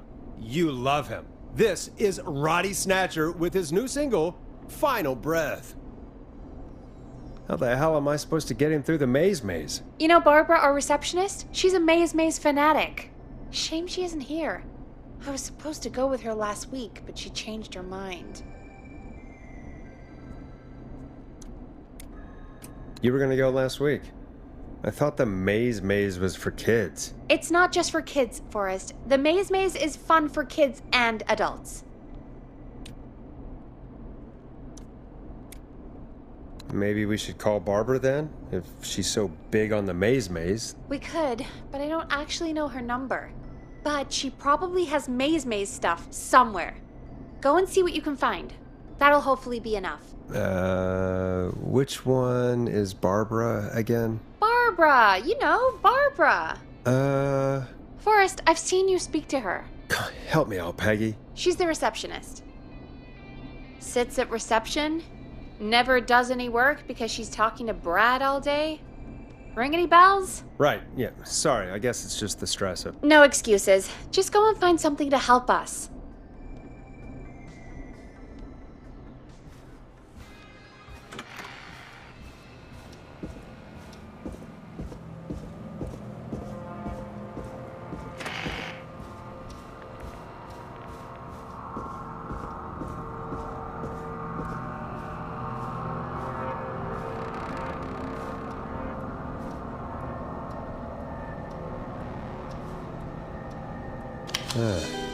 Looks like Brad broke her heart. Wonder what she'd have done with all that maze stuff.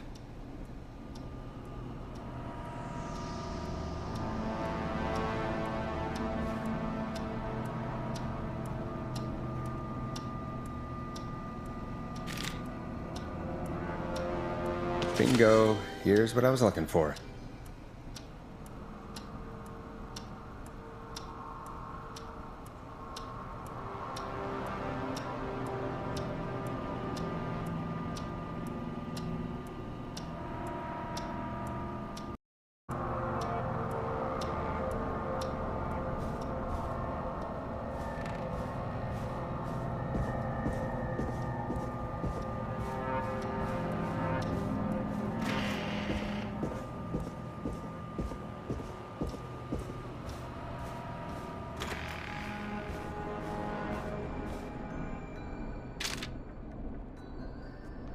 Any luck? For Eugene? Yes. For Barbara? No. Brad canceled the date, so Barbara left her tickets and a map for the maze behind. Ugh, Barbara can do better than... Never mind. Let's save the kid. Eugene called while you were away. He's on line 1. When you're ready, shut the music off. Welcome back to 189.16, The Scream. I hope you lovers like that track. And I hope we can help our lover in the maze. Eugene, you're back on air. I'm lost, Forrest. I just ran and I don't know where I am. I'm at a crossroad, facing a tractor statue. There are hay bales painted gold on my right.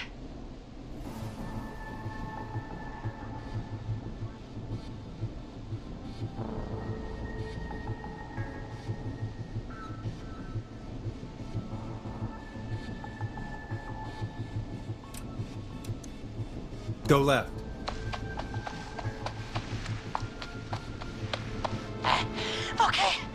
Okay. I went left, then tried a right. I have a pig statue in front of me and a creepy rocking horse on my left. Go backwards. Oh, God! Why didn't I just invite her over? I'm at a crossroads. There's a pitchfork statue up ahead. Which way?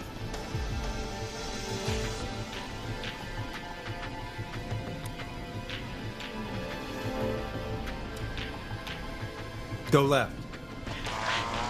Oh, this wasn't how tonight was meant to go. I just wanted some love.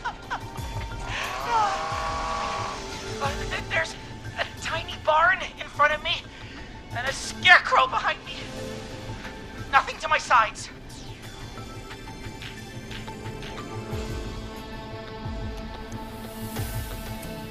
Go right.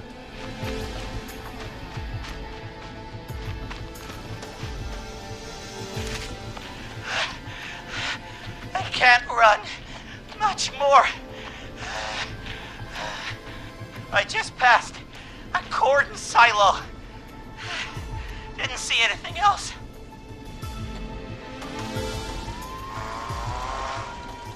Please. Where do I go? Go right.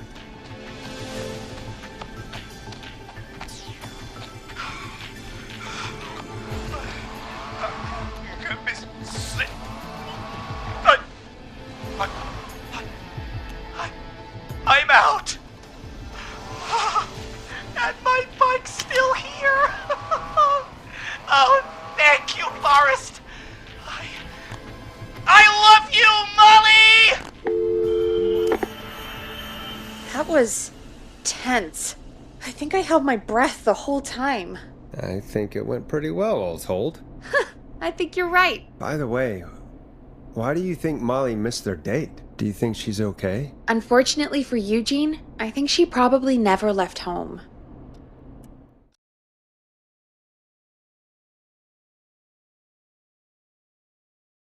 And thank you for calling in, Mr. Walton. We'll make sure to add the town librarian to our list of suspicious Clives. Remember, report a Clive to stay alive. Next caller is up, Forrest, so take it away.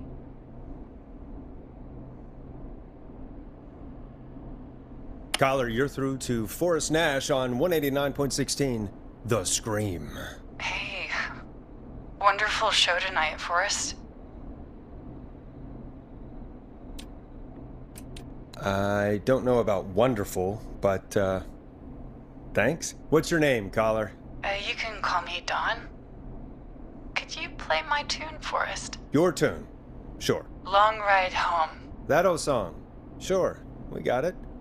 I think I played it the other day. Thanks. It'll be good to hear it again. All right, folks. Coming up is that old classic. Forrest, I don't think you're gonna find that song. What do you mean? I played it a few nights ago. I know, but, we don't have it anymore. What are you talking about? I threw it away. You threw it in the trash? No, I threw it out the window earlier today. And why did you throw it out the window earlier today? Brad was annoying me all afternoon. He played it on repeat because he knows I don't like it. So I grabbed it and threw it right out of one of the office windows. Not my finest hour, but I can only take so much. For shame, Peggy. For shame. I know. Let's just play a different song. We've got more important things to think about anyway. Gotcha. Okay, folks. Here comes some unrequested music. Sorry about that, Dawn. Maybe try again tomorrow night. Sorry. You'll like this next song.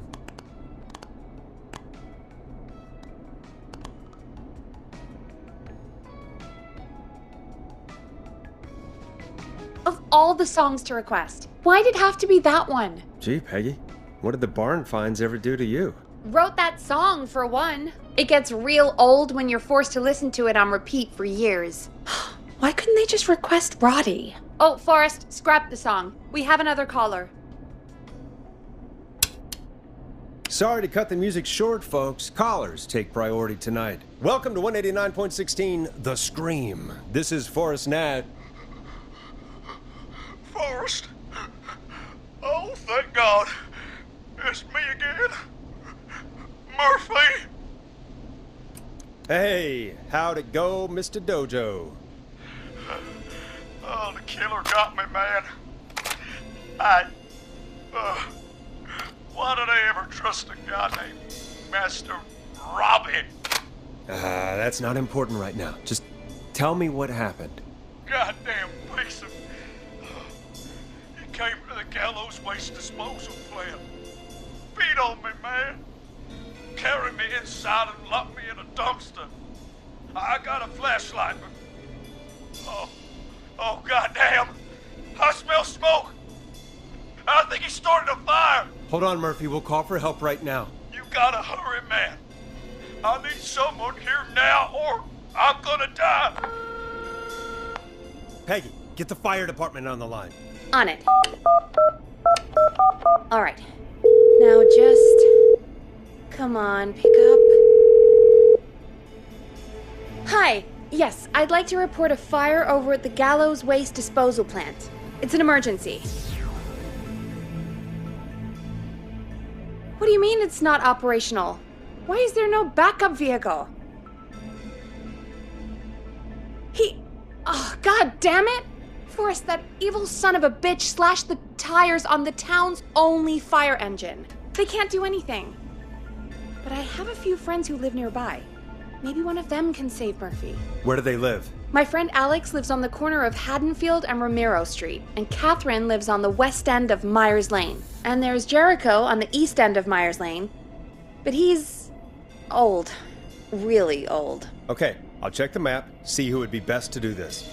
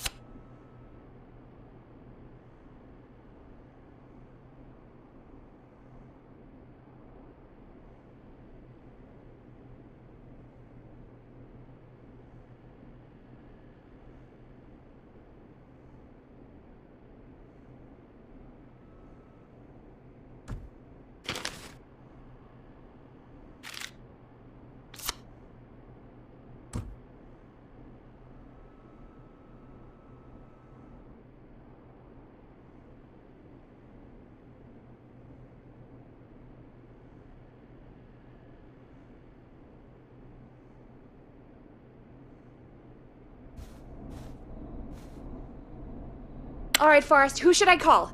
Who can help Murphy? Call Catherine. All right, give me a second.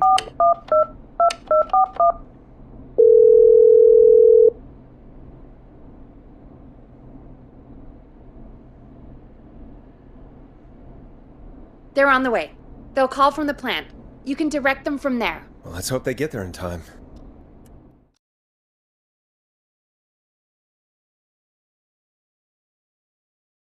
Call coming in.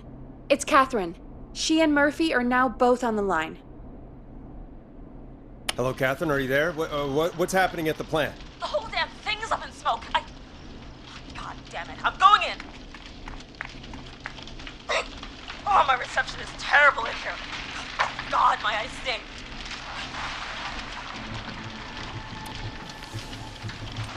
Murphy, can you see anything at all? Yeah, I got a little flashlight. Looks like old cans, bottles, and newspaper. What does it say on the newspaper? It's, the Henderson headline. What was that?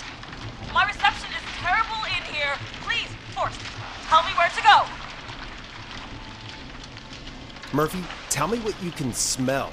What do you think, genius? I told you earlier. I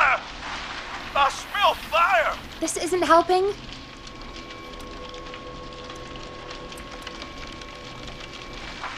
Go to recycling. Recycling. Got it. Come on, Catherine. The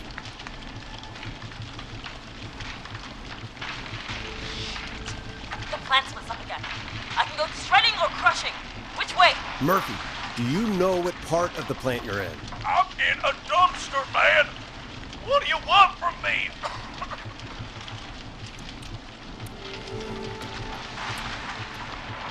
Catherine, go to the crusher.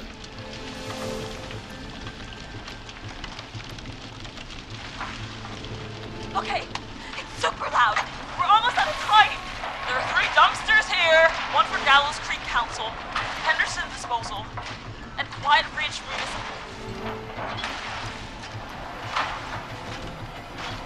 Open the Henderson container.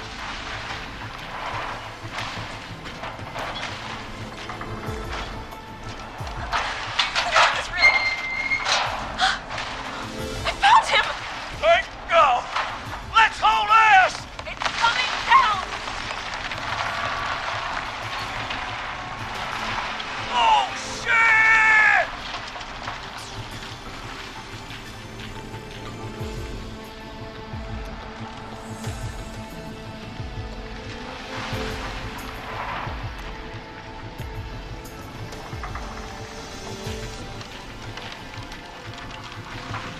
We made it!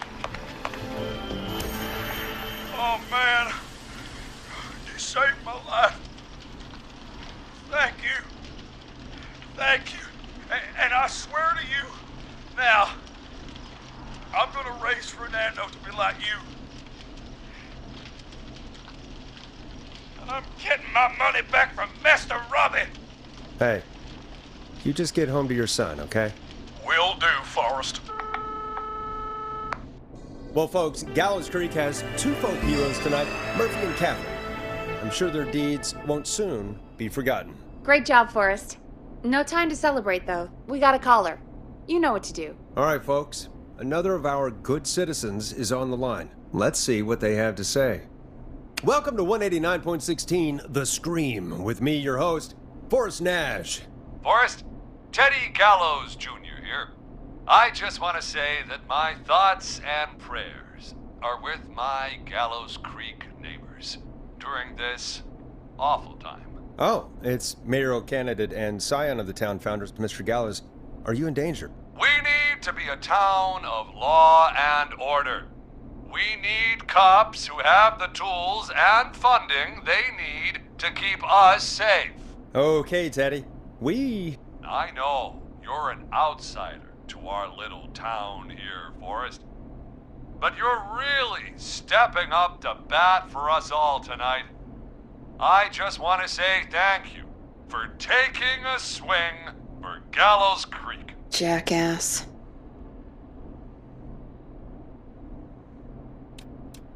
I want to make sure I get this out on air to all of Gallows Creek. You're a real prick, Teddy. I just want to make sure our town is safe and prosperous. That's why the Gallows Family Factory, founded by my father, Theodore C. Gallows, God rest his soul, which employs over 200... Teddy, unless you've got an emergency, I'm cutting you off. You know what? I do have a problem. A problem that's ruining our town. You know what it is? Yeah, how about the goddamn serial killer? The problem is that woman, our current mayor, Linda Cartwright. Oh, here we go. She just isn't one of us. Linda Cartwright is un-American, unstable, and... You're not better than anyone, Teddy. Just because you inherited half the town. Your producer sounds a little unstable, too. Don't you dare speak to me that way. Cut him off, Peggy. I can guarantee this kind of thing will not happen when I take office. The moral decay of... And that's enough of Teddy Gallows Jr. for one lifetime. I always feel disgusting after hearing him talk. Just play an ad, Forrest. I need a minute. We'll be right back after these messages. Great party, man. Thanks. Can I grab another beer? Hey, sure thing. Let me grab you one out of the fridge. Oh no, I'm out of beer. What am I gonna do? The party is going to be over. Fear not. A grilling spree will give you a free 6-pack of beer if Gallows High wins this Tuesday. Say what? That's right. Order a meal deal from us and you'll get a free 6-pack of beer if Gallows High wins. A free 6-pack? Righteous! You heard me. 6 beers if Gallows High wins. Sounds like you've already had enough beers. I hope we murder them. Me too, Billy. Me too. Come on down to Grilling Spree or call 555-749-8335. We've got barbecue you'll die for. Yeah. Hey, Forrest, do you know what the Grill Reaper's favorite grilling spree order is? I have a feeling you're gonna tell me. Spare ribs. Just get me back on the air. And we're back. We got a caller. You know what to do. Caller on line 1. Hello, caller. You're live on the Scream with me, Forrest Nash.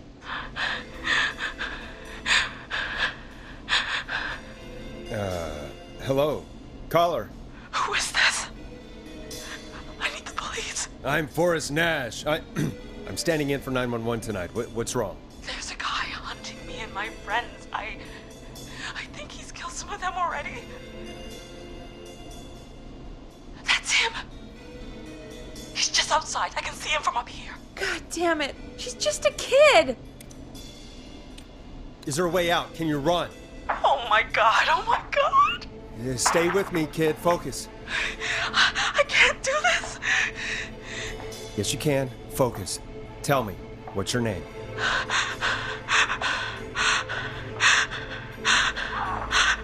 Sweetie, you can do it. What's your name? Carrie. Good.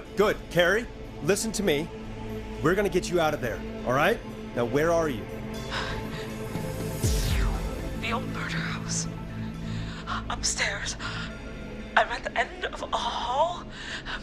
There's a bathroom, a couple bedrooms, a closet. Oh, he's coming. Where should I go?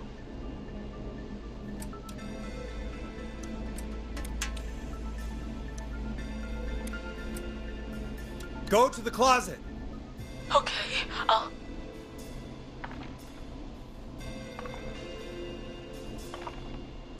He's here. He's here. He's gonna kill me. Forrest, I don't think we can... Run!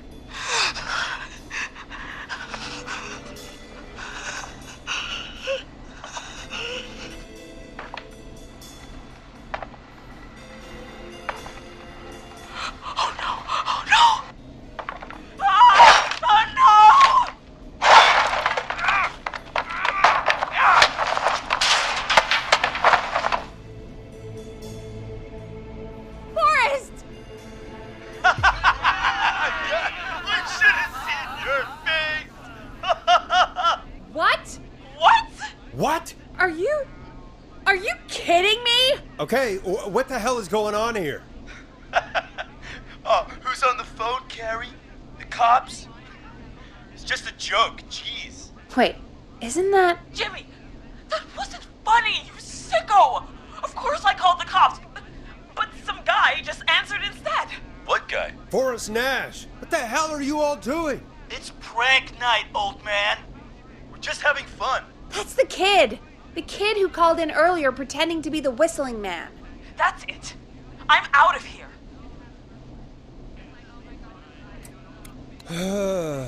Jimmy, this is a pretty sick thing to do. What? It's whistling night. That little idiot. Whistling night? It's a stupid tradition. Especially stupid since that one kid died back in... Would you take off that stupid mask if it's hard to breathe? Who's under there anyway? Is that you, Seth? Idiot! Seth is right next to you. That's, wait. Oh no. Who are you? Oh no, man!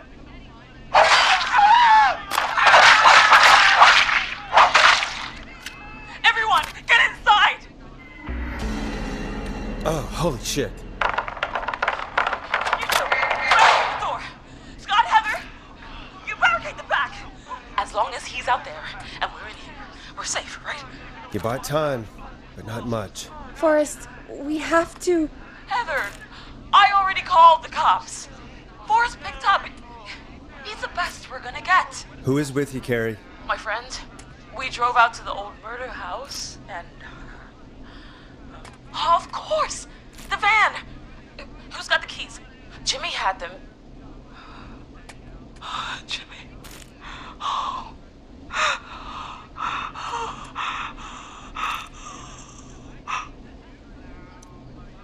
Focus. Stay focused, Carrie. Focus. Yes. Sorry. I'm here. We'll figure something out. Between all of you, there's gotta be a way to beat this. Just sit tight, okay? Heather, shut up. If we do that, we're gonna get killed. If only Jeannie were here. Jeannie?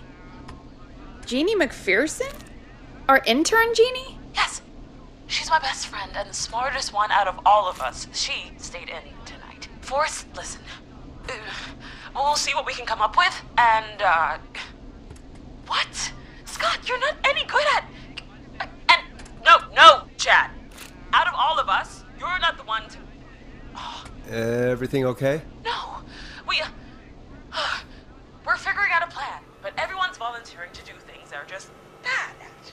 I think we can figure out what to do, but I don't think we can agree on who should do what.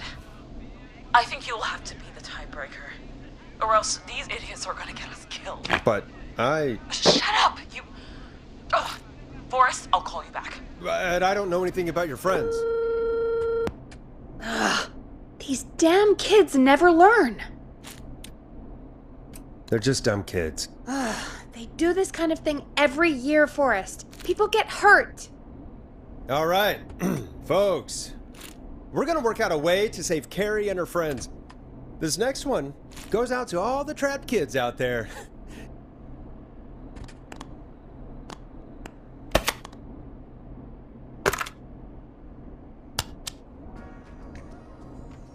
This is I'm Coming to Getcha by Vice. One of the best tunes this year. Peggy, you mentioned something about their friend working here? An intern? Yeah, Jeannie. Seems a nice enough girl, but a bit head in the clouds, you know? Not sure why we took on an intern. We really didn't have the office space for one. Poor thing got tucked away in a dark corner somewhere downstairs, I heard. All right, I'll go see if I can find her desk. Hopefully she has something we can use.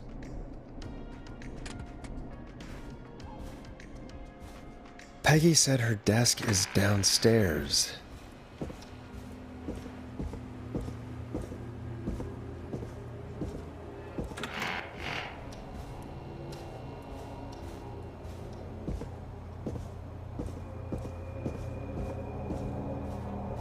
Jeez, they really tucked Jeannie away.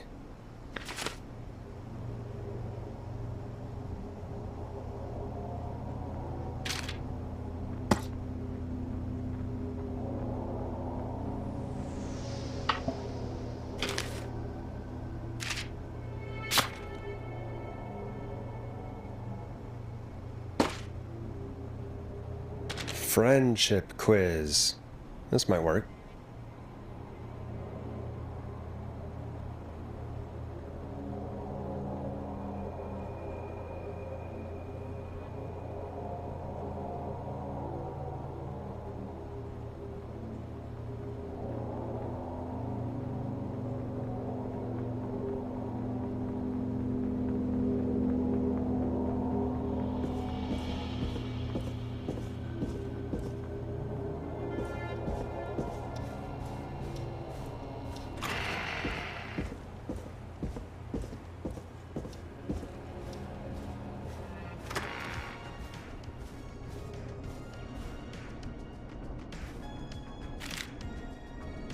Hey, you find anything that'll help us out? Yeah, I found a friendship quiz with all these kids on it. If you think that'll help, then good enough. Carrie's on line 1, whenever you're ready. Okay, Forrest, shut the music off. This is Forrest Nash, back again with an unlucky caller on this unlucky night. Carrie, are you there? Yes, we've got a plan, but we can't agree on who should do what. You want me to be the tiebreaker? Exactly. I'm ready. What's the first step? Okay, first things first. We'll need a spotter. Someone who can keep an eye on the killer. We'll need someone on the roof. It's gonna be a hard climb. We're deciding between Heather, Kyle, and Hot David.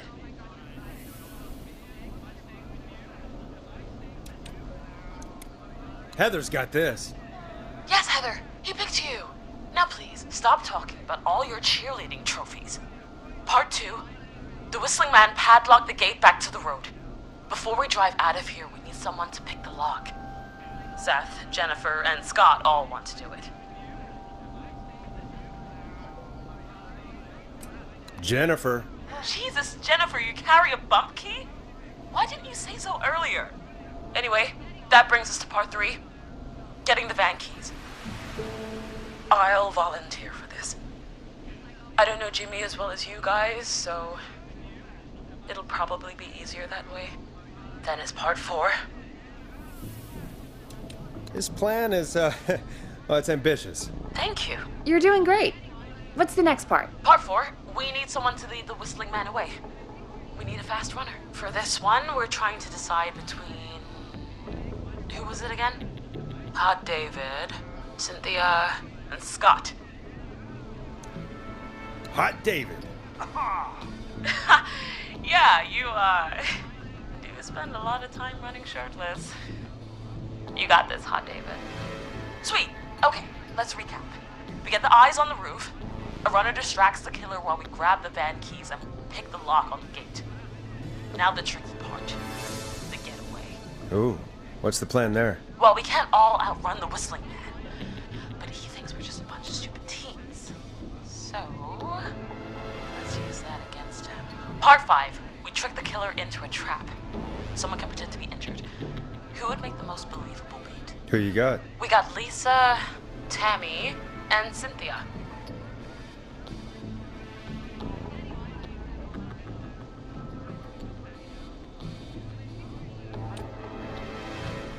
Lisa. You're right, Lisa. Having to smile at rude customers is perfect practice. That should take care of the killer. And then it's time to get out of here. Finally, part 6. We need someone who can drive us through the woods and back to Gallows Creek alive. Who's our getaway driver? Should it be... Who have we got? Chad, Scott, Cynthia, whatever. Forrest, you know what to do. Chad. Oh, perfect. Your go-karting experience will be great, Chad. Thanks, Forrest. We'll just take a few seconds for ourselves, and then it's go time. Sounds good. Talk to you in a sec. Good luck, Carrie. That actually sounded like a pretty good plan. Yeah, I think they're screwed. Well, let's hope you're wrong.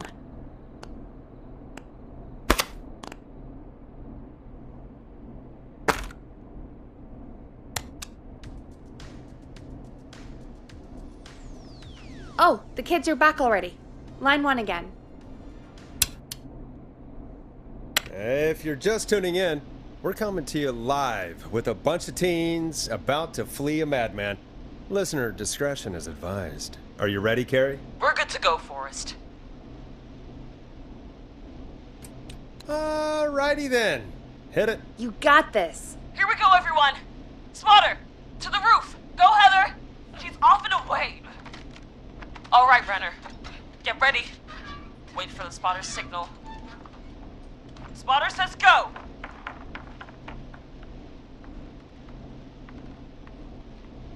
He took the bait. Lockpicker, go. I'll get the keys off Jimmy.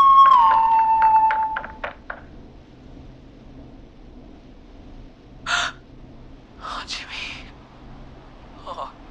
Oh, his face is... The keys. Carrie, you need to get the van keys. His face is lying next to him, Forrest. He got cut. Oh, God.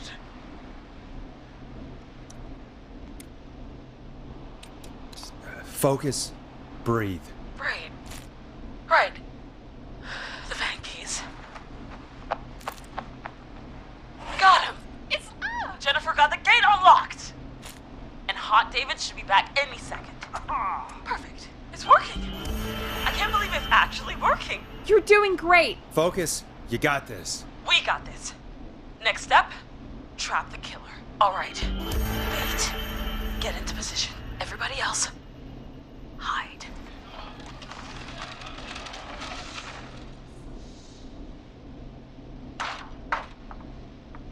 Okay, performer. Now, act like your life depends on it. Oh. There he is. He's buying it.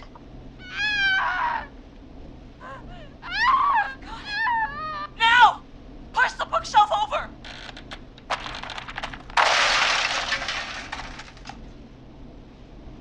Oh my god! He went through the floor! Spotter! You need to climb down now! We gotta go! She's coming down. And yes! Heather! Quick, everyone to the van. Driver, take the keys.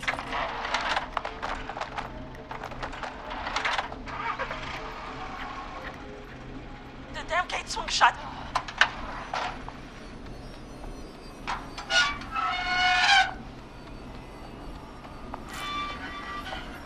Huh?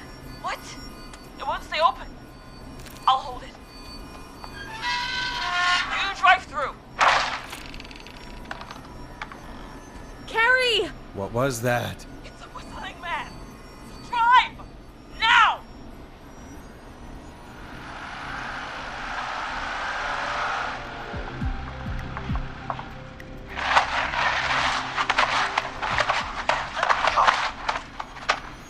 Let me go! Let's go! Just drive! Oh my god. Please, no!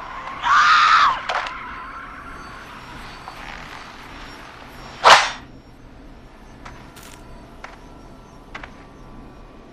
Carrie?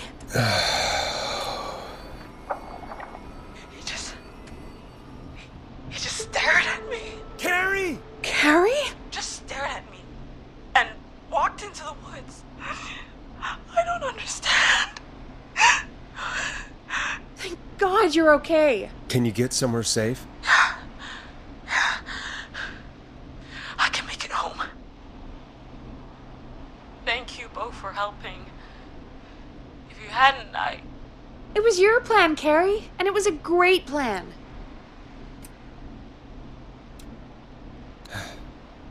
You get home now, Carrie, before he changes his mind. Right. I need to get home. Breathe, Carrie. You're okay now. I'll call you when I'm somewhere safe. Talk to you then. Folks, that was a lot. Our thoughts go out to Jimmy's parents in this awful time. For any kids listening in, please stay inside and stay safe. And parents, hug your kids extra tight tonight. Here's a song for the girl walking home in the dark.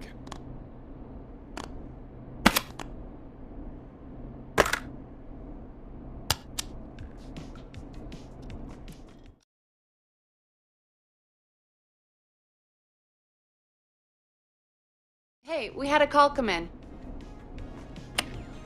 Time to turn the music off. Forrest Nash here. Listeners, we've got another caller live on 189.16, The Scream. What's on your mind, caller? Hey, Forrest. I just wanted to phone in and say that I think I speak for everyone when I say that you're providing a real service for Gallows Creek tonight. It's cool what you're doing, man. Well, I'm just doing my job, friend. Anyway, tell me about yourself. What's your name? Are you keeping safe tonight? Yeah, man, I'm good, thanks. I'm at my roller rink, trying to get everything ready for the Harvest Festival tomorrow. I had a guy from Starling Security here earlier installing the Starling 4000 system, so I'm a little behind. As for my name, my friends call me Roller Ricky, and I now consider you a friend, my man. We're friends now, huh? Well, that's kind of you to say. Thanks. Yeah, man. Sounds like roller skating is more than just a job to you. So is this vocational? I wasn't always Roller Ricky. Once upon a time, believe it or not, I used to go by just Ricky. Yeah, back then, things were pretty rough. I used to roll with a bad crowd. Not all bad, but there was this one guy. Anyway, some bad stuff went down. I harbored a lot of guilt for a long time and turned to the bottle. I didn't really talk about it or even know how to talk. It's just how it was. That bottle took the best years of my life. Or so I thought. It's never too late, Roller Ricky. How did you turn things around? I joined a support group. I opened up about my problems, and sharing that burden just took so much weight off. It's a long story from there, but I found roller disco. I learned how to have fun again, cutting loose and making shapes. Now whenever I get down, I get down. I'm finally free from it all, man. It's important just to talk to somebody. That's the first step. Ain't that right, Max? Aw, hello, Max. Welcome to the show, Max. Max is my emotional support dog. He's a rescue dog, but I always say he's the one that rescued me. He's the best dog a guy could ask for.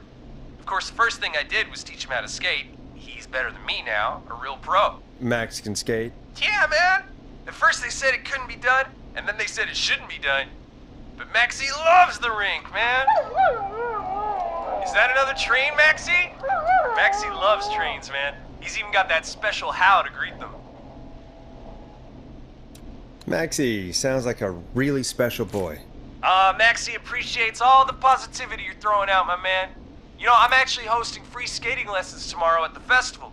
I think it's a great opportunity to give back to the community. Man, all this talk of skating's got me itching for a boogie. Before I switch my radio off for the night, could I request a song, Forrest?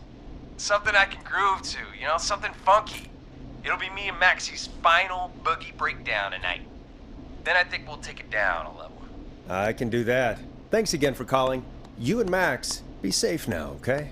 Bye, Maxie. You got it, man. Peace. Well, folks, this next one goes out to Roller Ricky and Max. Enjoy.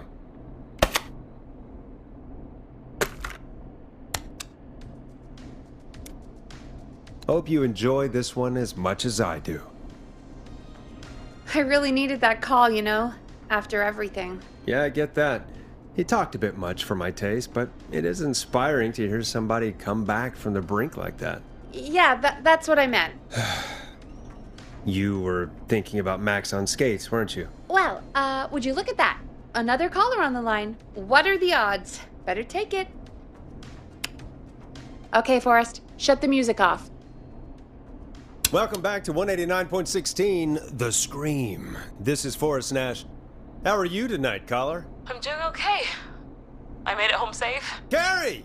Hey, I just wanted to thank you for doing what you could earlier.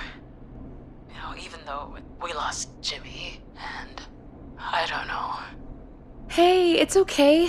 You were so brave earlier. You're safe now. I wanted to ask you why he didn't... Why am I... Why what, Carrie? Why did he spare me? After what he did, why let me go?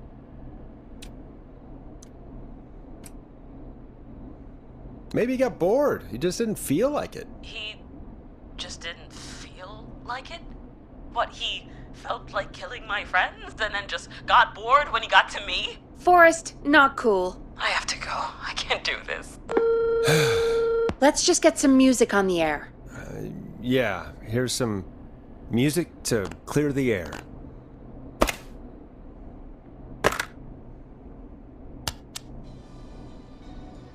You're gonna love this next track. I need to take a break. If you want to stretch your legs, now's the time. Just hit the Peggy button when you want to get back on air.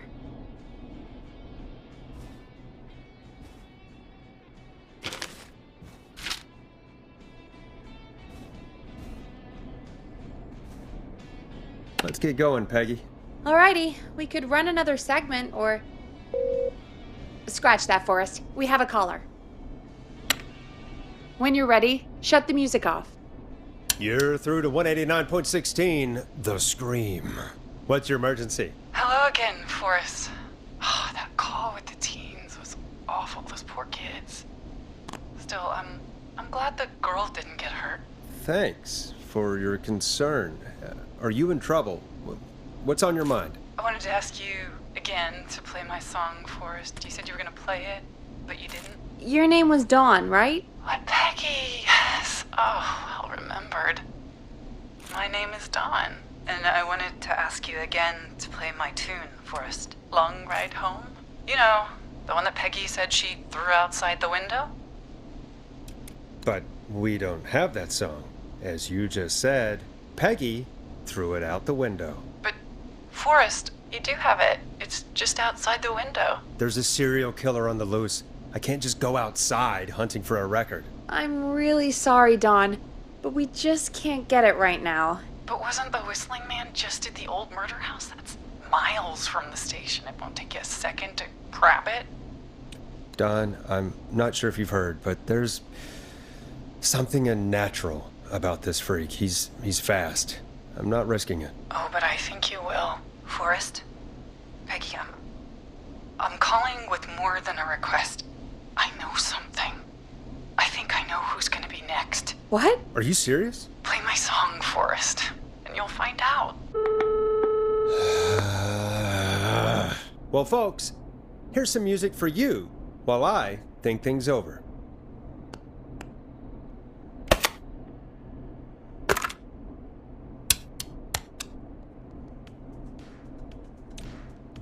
Here comes one of my favorites. Is she serious, Peggy? She's serious about hearing that song, that's for sure. Peggy, I mean, is she serious about... I don't know, Forrest, but we don't really have a choice, do we? If she's telling the truth...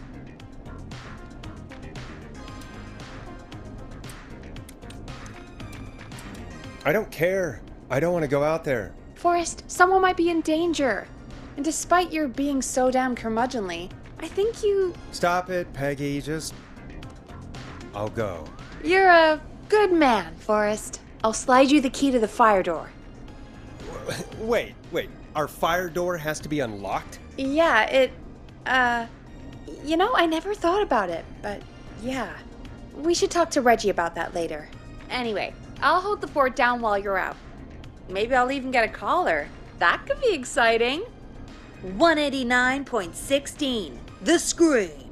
With me, Peggy.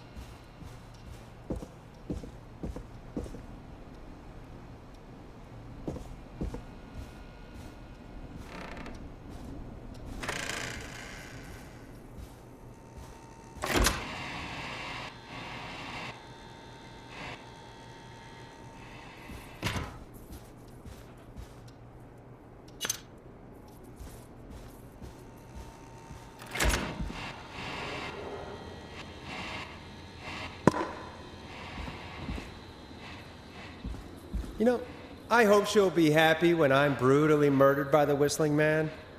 Out here, in the open, alone.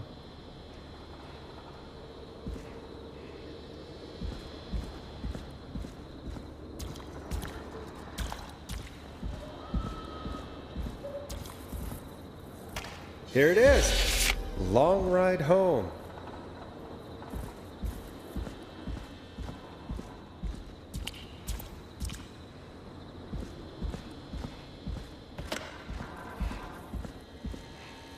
Of course, it locks behind me.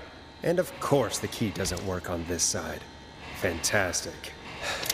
Maybe there's another way back in through the basement. A door, elevator, or something.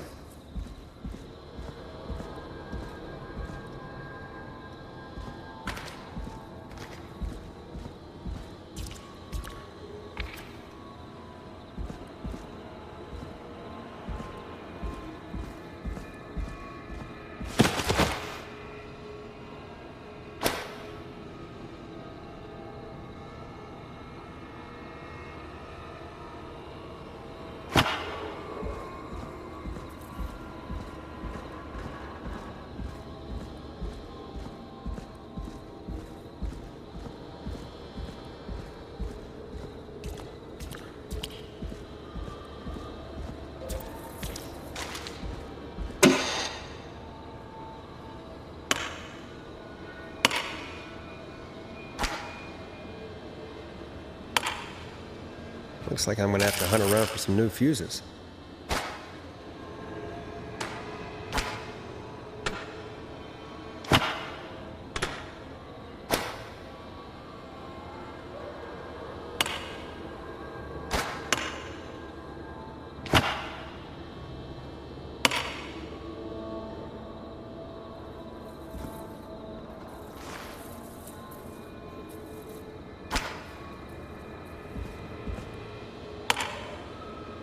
Bingo!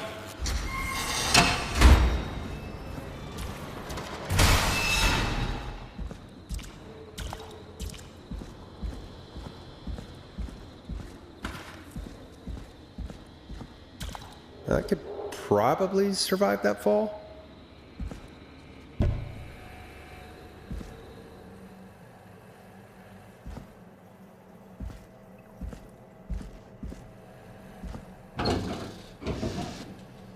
Looks like the janitor's closet. What did Peggy say his name was? Clive?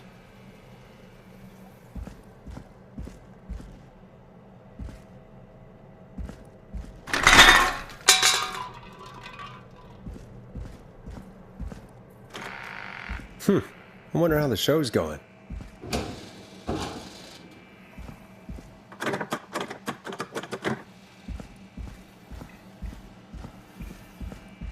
God, please let this be the last locked door.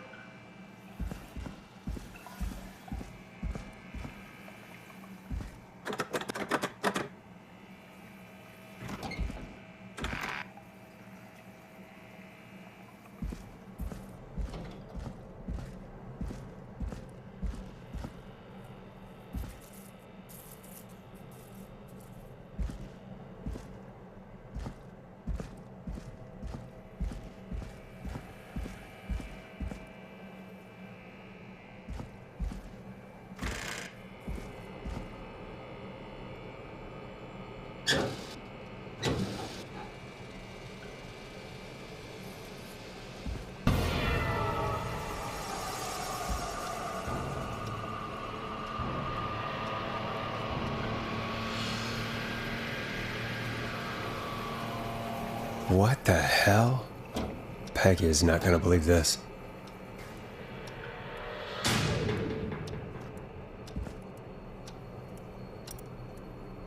Ah, there's the beautiful key. I should be able to get back to the studio now.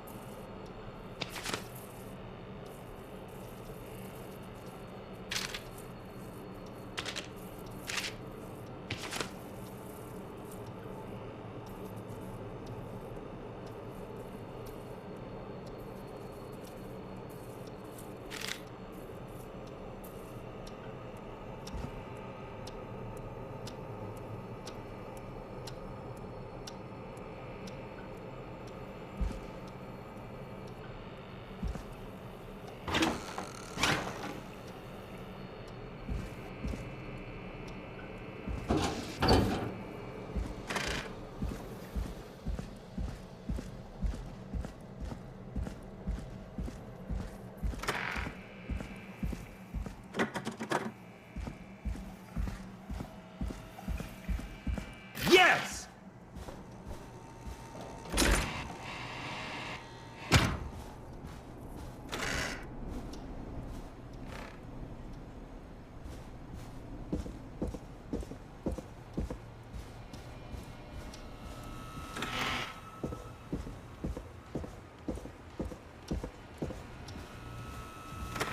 Isn't that such a good song, folks? And now for... Jesus, Forrest, you've been gone for ages. I thought something had happened. Something did happen. Clive, the janitor, might be Clive, the murderer.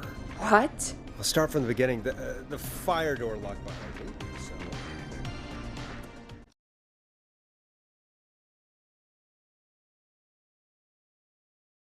Why did you heave that thing all the way up here? Because the basement's creepy as hell, and I don't like standing around down there. Fair. Alright, let's run through this again. We have a creepy board you found in a creepy basement, made by our creepy janitor, who you think is the creepy whistling man. Yep. And on the creepy board are the names Chuck Brody, Kim Walker, Rebecca Allen, and Aunt Williams. Correct. And you think one of these people will be the whistling man's, Clives, next target. That's right. And we've got to find them. You said there are 4 locations listed there too? The hospital, the power station, the gas station, and the trailer park. Clive must think the target is at one of those locations. Forrest, you're gonna have to figure out if any of the potential targets are at one of these locations tonight. Hit the button if you need any help.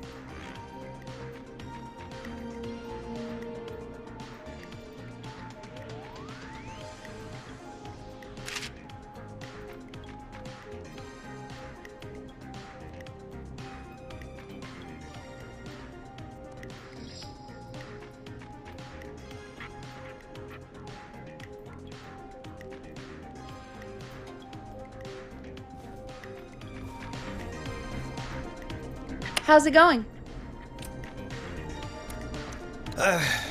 It's not going well. I could use some help. Okay, let's review the basics. We need to work out who the next target is. There's 4 locations, right? And 4 people. We need to figure out if anyone is at any of the 4 locations tonight. And if they are, we can call them and warn them. There must be some connections between the notes. That makes sense. Great. Need any more help? Yes, please. Sure. I think you should be methodical with this. Try grouping the notes by who they're about. You could also have a look at the dates and make a timeline. Maybe that will help rule out potential targets first. Got it. Thanks, Peggy. No problem.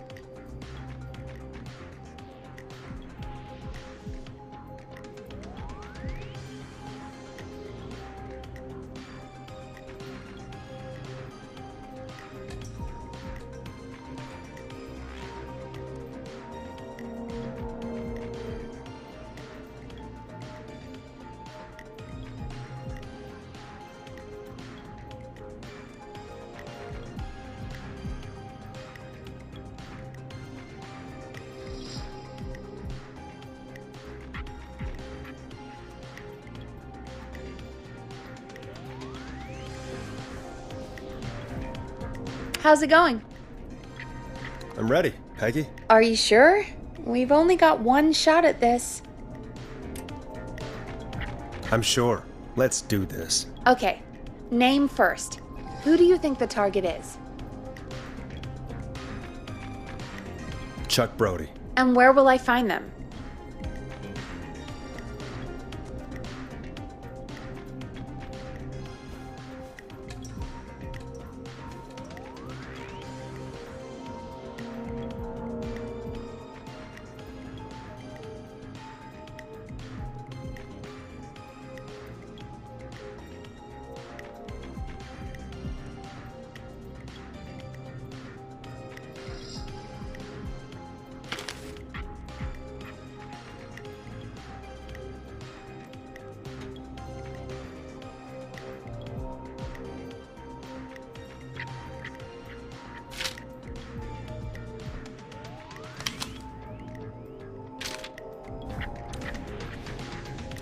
The gas station. Okay, I'm dialing. One moment.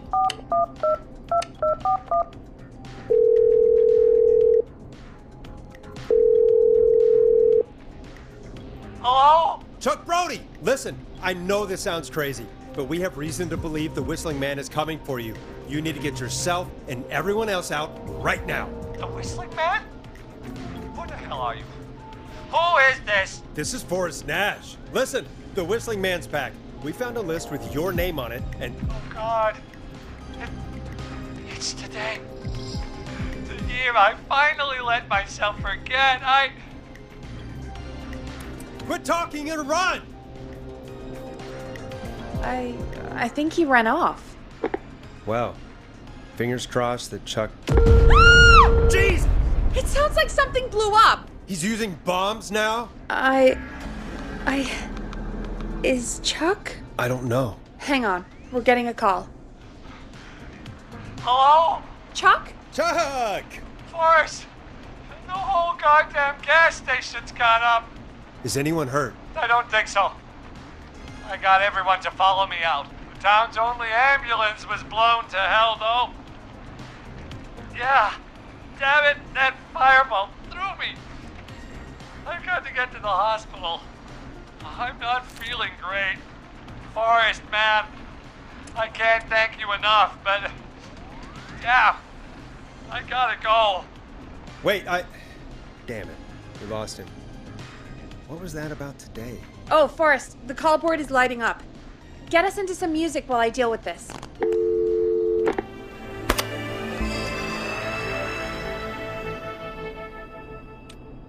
Here's some music while we regroup here on KFAM 189.16.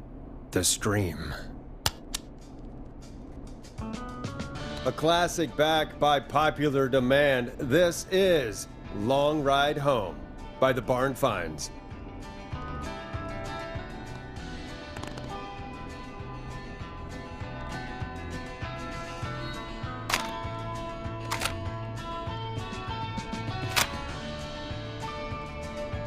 There's gotta be more in the basement to show us who Clive is targeting. And if that's the case, we can get ahead of him. Stop the killings before they can happen. Forrest, we need to go back down. By we, you mean me, right? Yep. Like I said, I need to handle all these calls. Maybe start with that creepy mannequin room you mentioned before. I still have a lot of questions about those, by the way. Me too.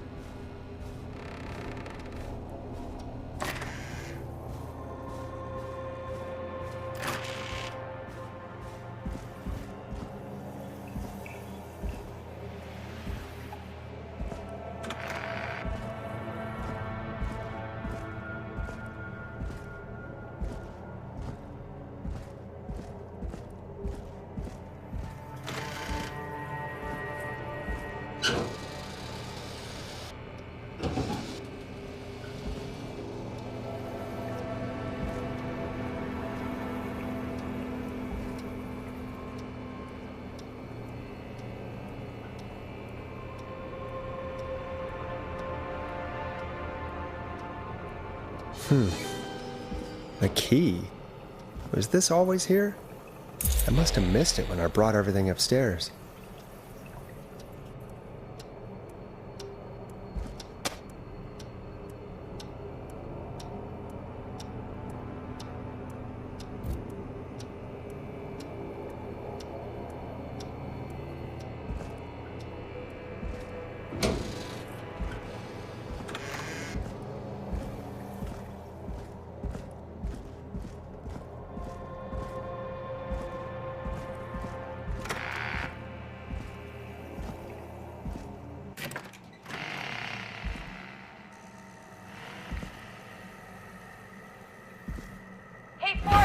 Peggy, give me some warning before yelling down the intercom. Sorry. Buzz the intercom when you find something and want to discuss it.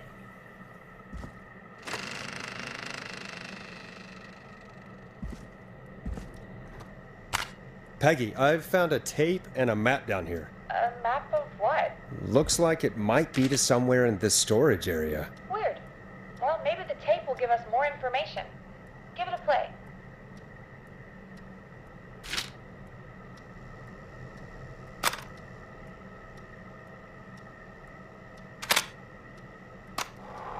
George Barrow, 1968. That's when this all began for me. Follow the maps, find the tapes. I'll be waiting. Wait, George Barrow? We all heard that he drowned after a night out drinking. Actually, Clive? Has Clive really been the whistling man for that long? He says I need to follow the maps and find the tapes. I guess that's what this map is about. I think we need to see what else is hidden down here. Be careful, Forrest. Keep looking. Buzz the intercom when you found something.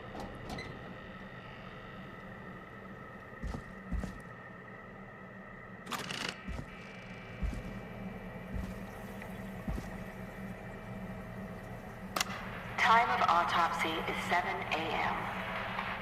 Cause of death is asphyxiation from drowning.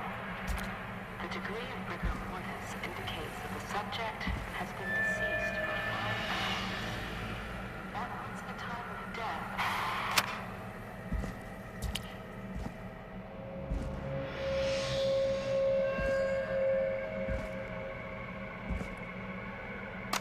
Small lacerations to arms, legs, and face. typically obtained by running through foliage. Severe blistering to defeat, as though the deceased had been running without stop.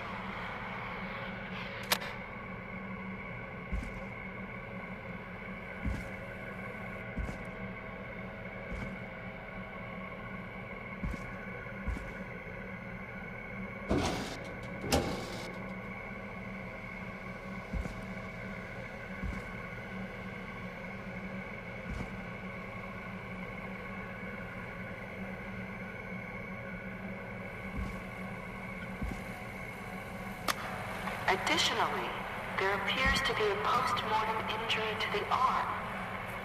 It looks like it was trapped in a car door.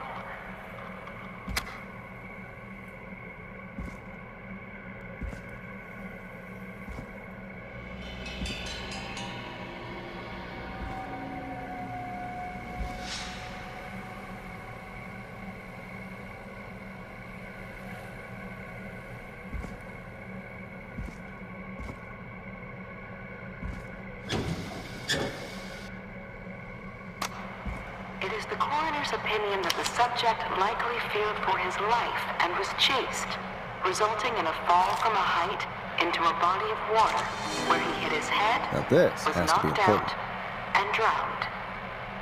Following that, he was moved. Dr. Sullivan, we need to have a talk. That recording. Shut it off.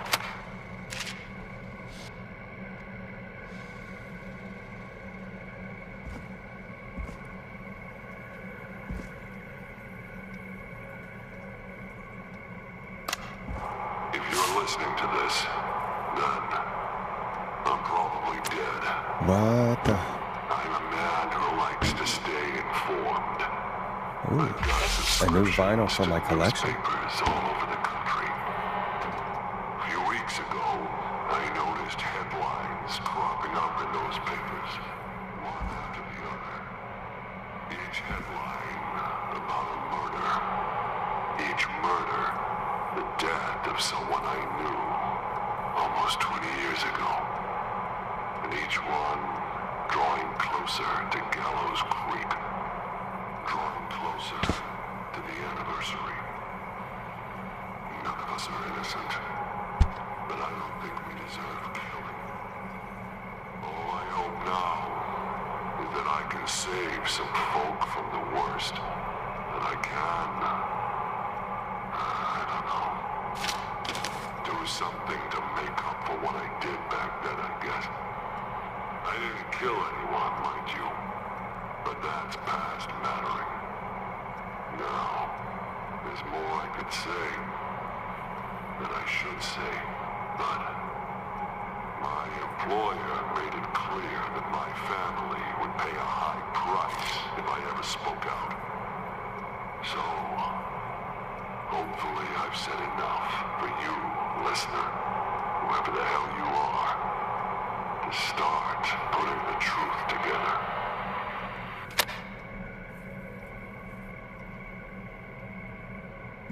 What the hell? Peggy is not gonna believe this.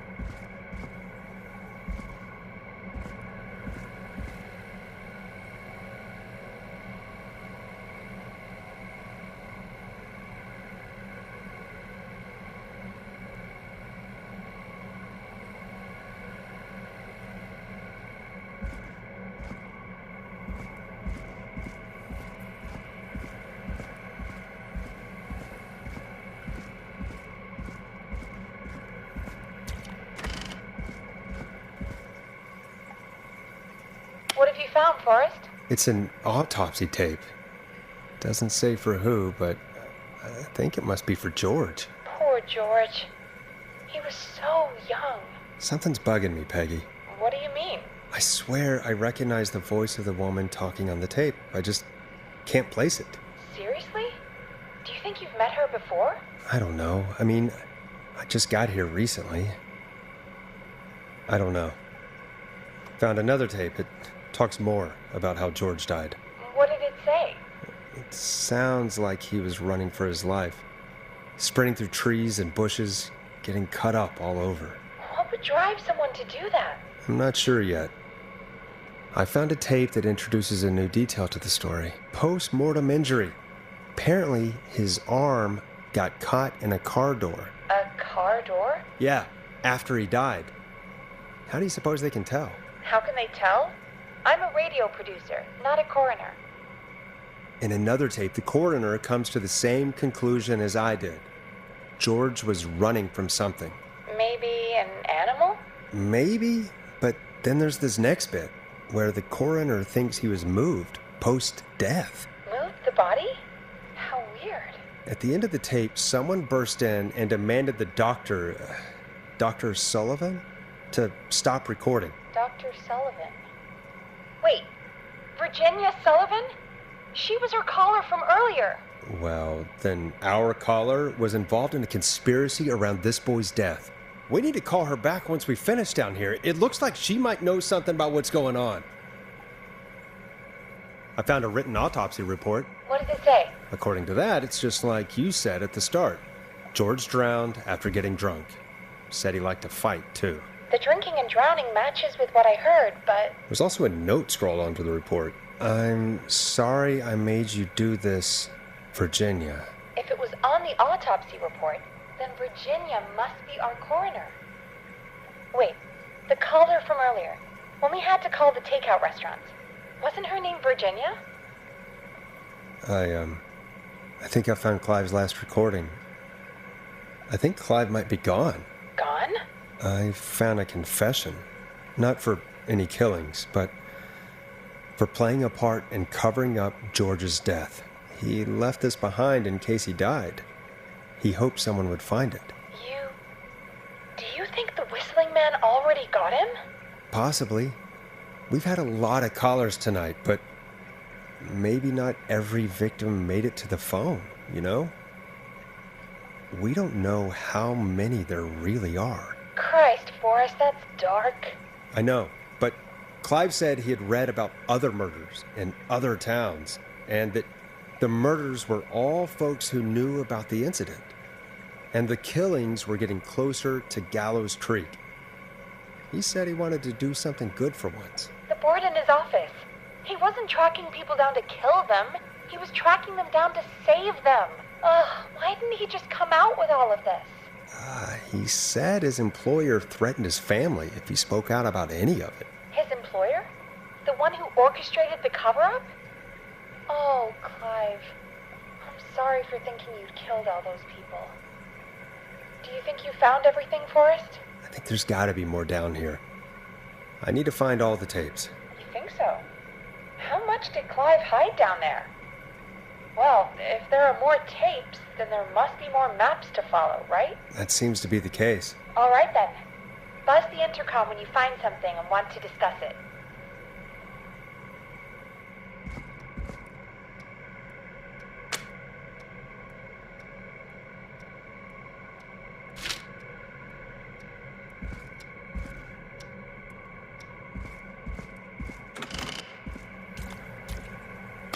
Time of autopsy is 7 a.m. Cause of death is asphyxiation. The degree of rigor mortis indicates that the subject is for 5 hours. That puts the time of death.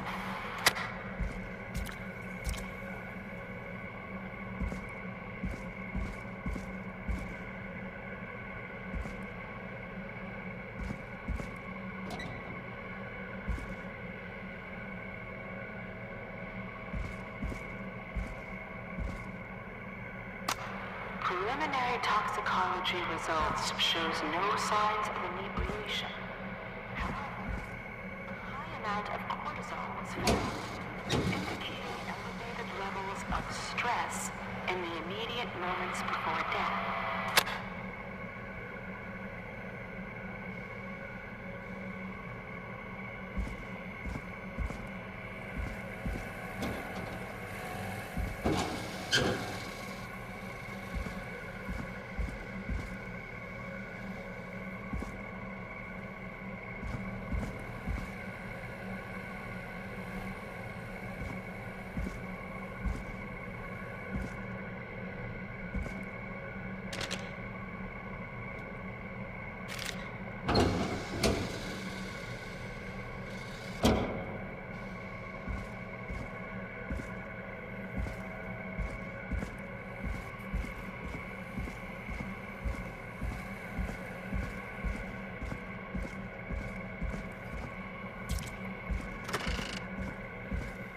What have you found, Forrest? There's also a tape about a toxicology report. There were no signs of drinking or that he was on anything. What? But everyone said he went swimming drunk and drowned. It was in the newspaper and everything. I know. The written report says he was drunk, but I don't understand. So the official report lied about how he died? the report lied because someone wanted a closed case. Because they didn't want anyone to look into his death. Do you think you found everything? I think so. Forrest, what's going on here? Someone wanted that boy's death to seem like an accident. And they hired Clive to make it look that way. Come back upstairs when you're ready. We need to figure out our next step.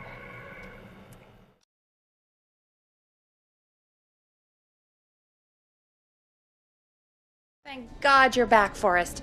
I've been running out of stuff to pad our airtime with. Peggy, you work in radio. Forrest, I'm stressed. I mean, really, how are we supposed to keep a show going with all this happening? Beats me. But we gotta do it and we're going to. You're right. So, what's the plan now? I think we should call Virginia back. All right, I'll get her on the line. Okay, Forrest, shut the music off. Hello again, Gallows Creek. This is Forrest Nash. We're circling closer to the truth behind tonight's events. To this end, we're calling back one of our earlier callers, Virginia Sullivan.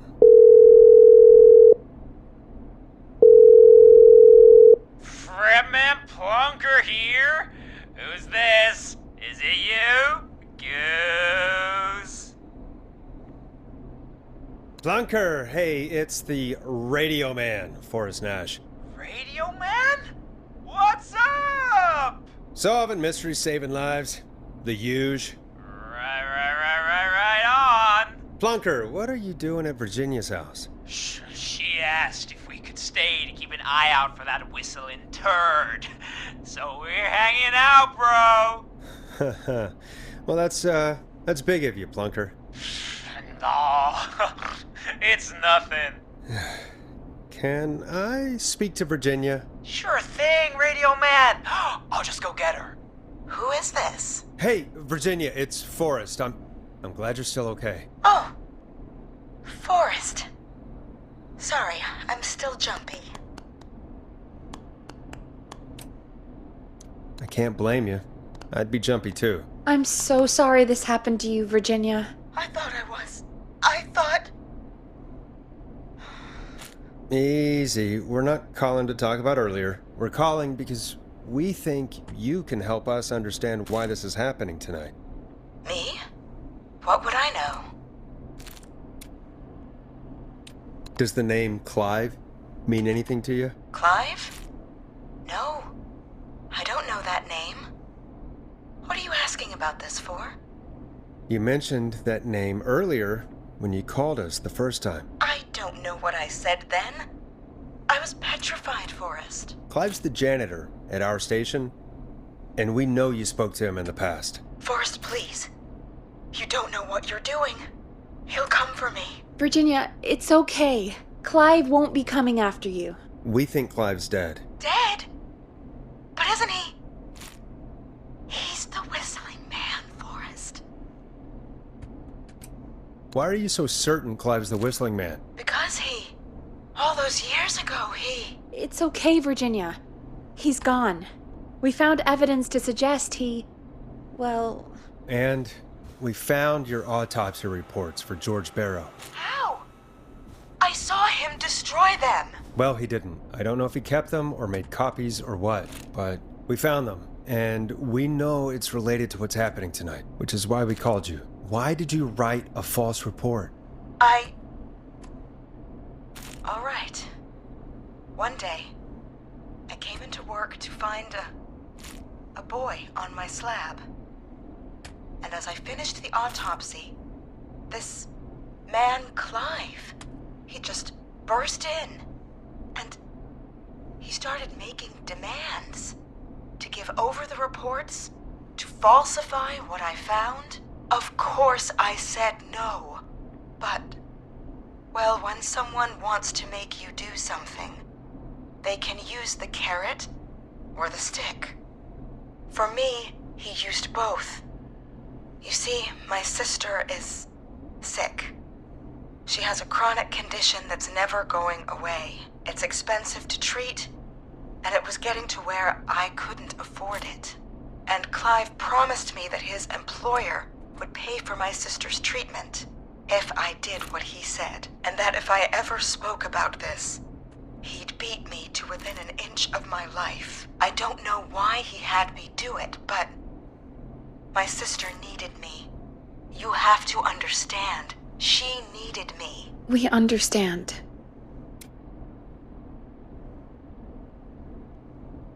I don't. You helped cover up the death of a child. Forrest!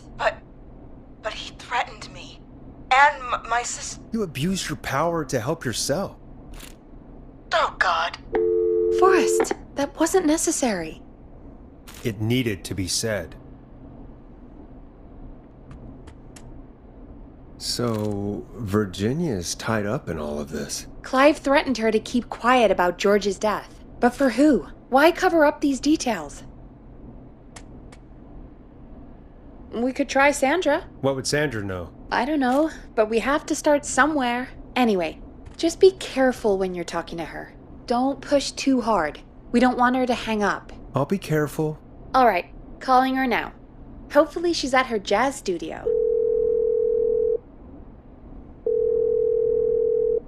Aha! Forrest, you're through. Hello, this is Sandra at Jazz Pizzazz Jazz Studio. Who is this? Hello again, Sandra! It's Forrest Nash of 189.16, The Scream. And you're live on air. Oh, I always thought folks called into a radio show, not the other way around. How jazzy. What can I do for you? Well, we're trying to understand what's behind the attacks tonight. We had a few questions. Why, Forrest, of course. Heck, after the way you saved my life, I'd say yes to just about anything you asked.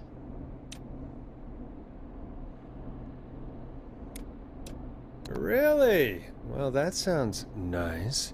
I might just call you back tomorrow then, too. You got my number. But what about tonight? Is there anything you want to talk about right now? Remember why we called, Forrest. Of course. Do you know why the Whistling Man might have targeted you? Ha! As far as I could tell, he was just a knife-wielding psycho with superhuman cardio. He'd have chased after anybody. Right. Well, we think he might be chasing specific people. People who know about the death of a boy named George. Oh, I don't know anything about that. Sorry. Have you had to keep quiet about anything? Any secrets you've had to keep?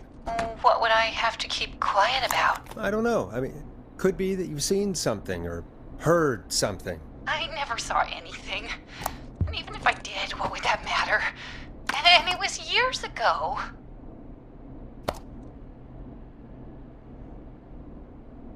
Sandra, are you okay? It was years ago. We know, Sandra. You do? You know that? Yes. Of course. This studio is my life.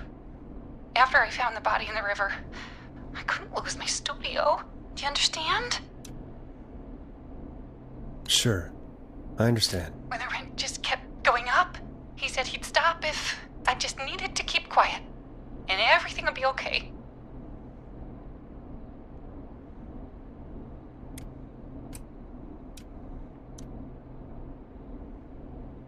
Of course. We understand. I mean, it's not like I killed him. What was the harm in saying I found him in the reservoir instead of the river, right? Right? I'm sorry. I can't do this. And she's gone. I don't think that could have gone any better. You truly did great, Forrest. Well, folks, if anyone out there has any thoughts on what's going on tonight, please call in. That's good timing. We've got a call waiting just this second. Welcome to 189.16 The Scream, with me, your host, Forrest Nash. Hi, Forrest. I know this is really out of the blue with everything happening tonight. But I wondered if you could send a special birthday message to my uncle. No, I don't wanna. Oh, come on! It's his birthday. I won't have a chance to do it again until next year. May as well, Forrest. Fine. What's his name? Thank you, Forrest. He's my Uncle Ronnie. His first name's Peter, but he never liked his name. But since he always had salt and pepper hair, even as a kid, can you believe it? Folks always called him Pepper. Thanks for the history lesson. Is there anything besides happy birthday you would like to say to Mr. Pepper? Oh my god damn it! Yes! Tell him he can get the best birthday deals and party packages here at Martinez Pizza. Starting at You son of a bitch! Stop calling us! God damn it, Peggy, this is your fault. My fault? I said I didn't want to do it. Don't blame me because Brian Ponte can't control himself. Don't worry. We've already got another caller on the line. Just pick it up, okay? This is 189.16 The Scream. I'm Forrest Nash. You're on the air, caller.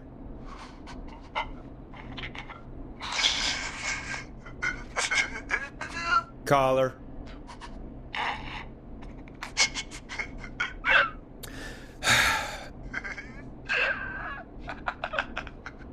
Ponte. Ponte's Pizza always delivers. Come rain or sleet or whistling man, we'll be there.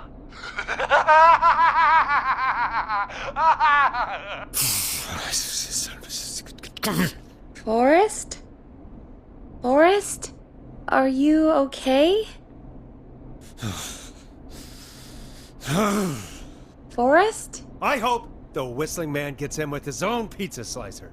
Jesus, Forrest? Sorry.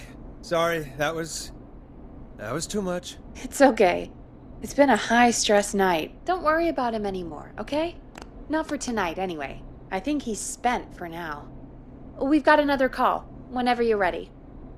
Folks, don't spend your money at Ponte's Pizza. That's all I'm gonna say about that.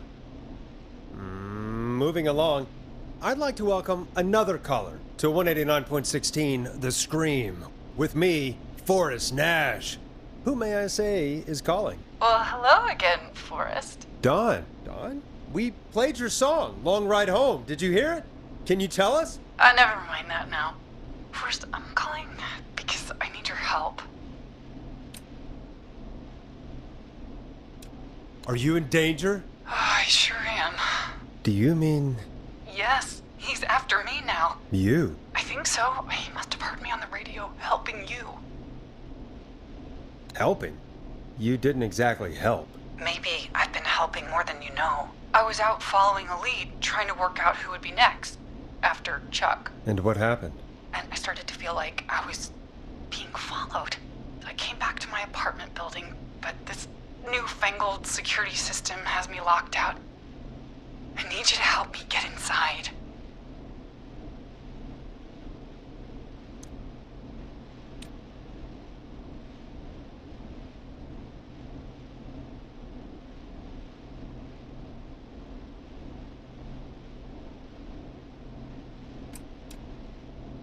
Can you go somewhere else? Home is the safest place I can be.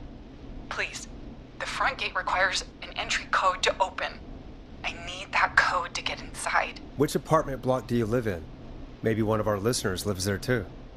It's the new Woodside apartment building between the town hall and the trailer park, but I doubt any of your listeners live there. I don't have many neighbors. Sounds like a prime piece of real estate. The sound really carries at night. Shit.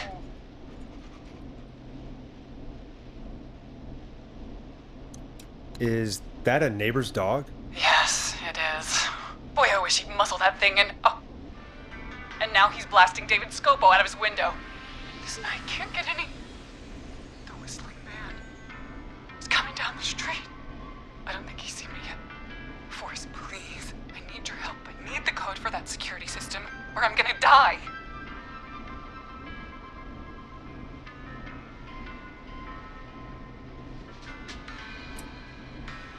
What's the name of the security system?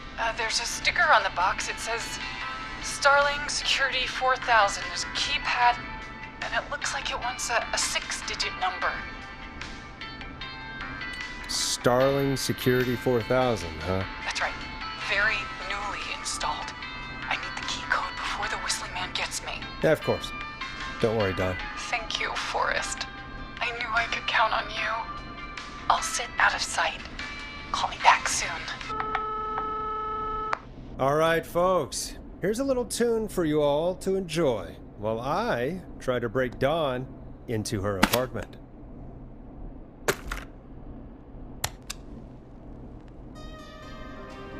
Coming up for your listening pleasure, it's Caged Tiger with their single, One Last Goodbye.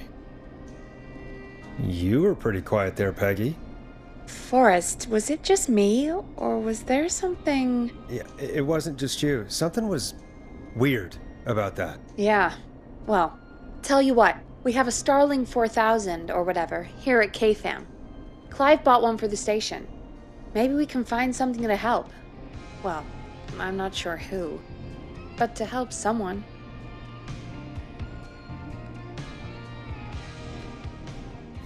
Okay, so she's locked out of the Woodside Apartments, and somewhere, Clive probably has the papers for the Starling 4000.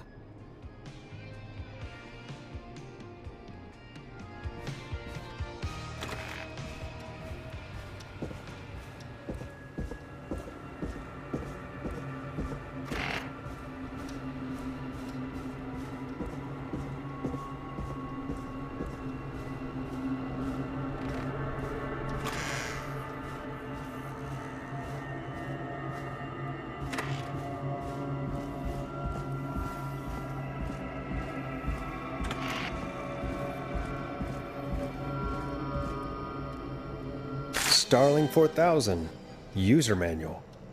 Ah, these codes should come in handy. Order delivery form. Starling must have left this by accident.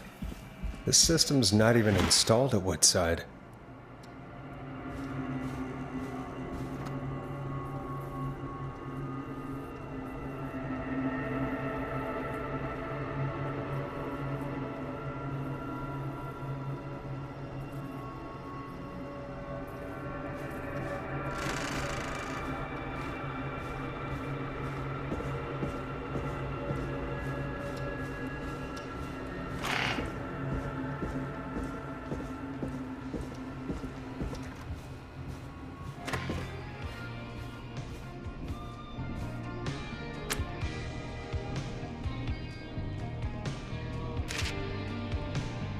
Welcome back, Forrest. Find anything? The Starling 4000 security manual. It's got a bunch of codes. Good. And did you find anything else? I saw a list of everyone else who bought the Starling 4000. Know who was on there? Oh my god. Roller Ricky! Do you think we should give him a call? Is that crazy? I don't know what you'd say, but...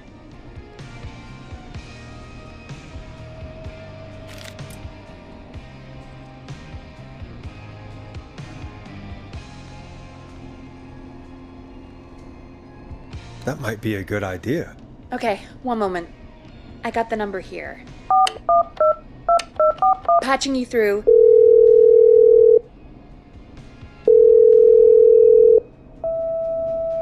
Shit. He probably can't hear it over the music. Forrest, I don't know about this. This is super weird. Just put me through to Don. I'll take care of this one way or another. Okay, if you say so. When you're ready, shut the music off. Line 1, whenever you're ready. Don, are you there? This is Forrest Nash from 189.16, The Scream. Oh, thank God you're back. I've been so afraid. What's the code to the gate?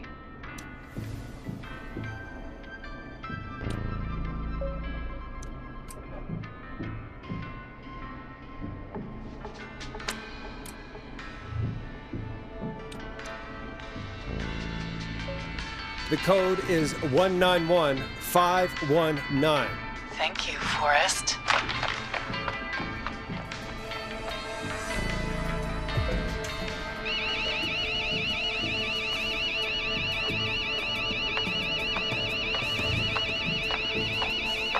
Son of a bitch. Ah!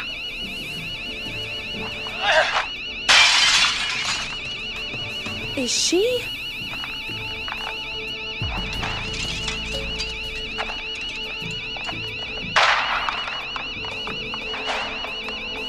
Yeah, stay out!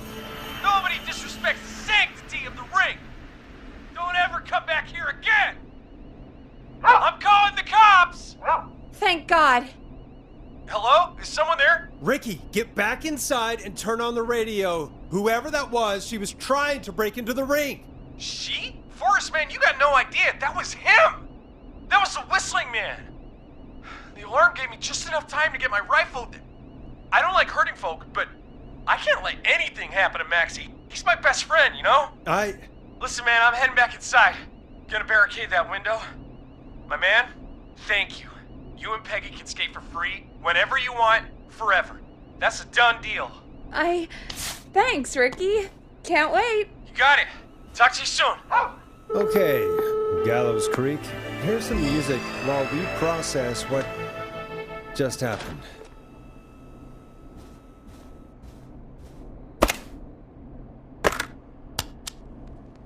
So, the whistling man is a woman?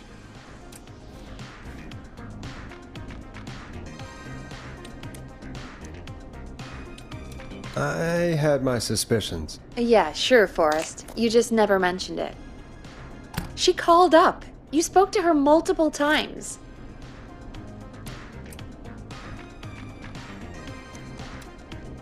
I knew she wasn't right. Is that right, Sherlock? Why do you think she requested that song?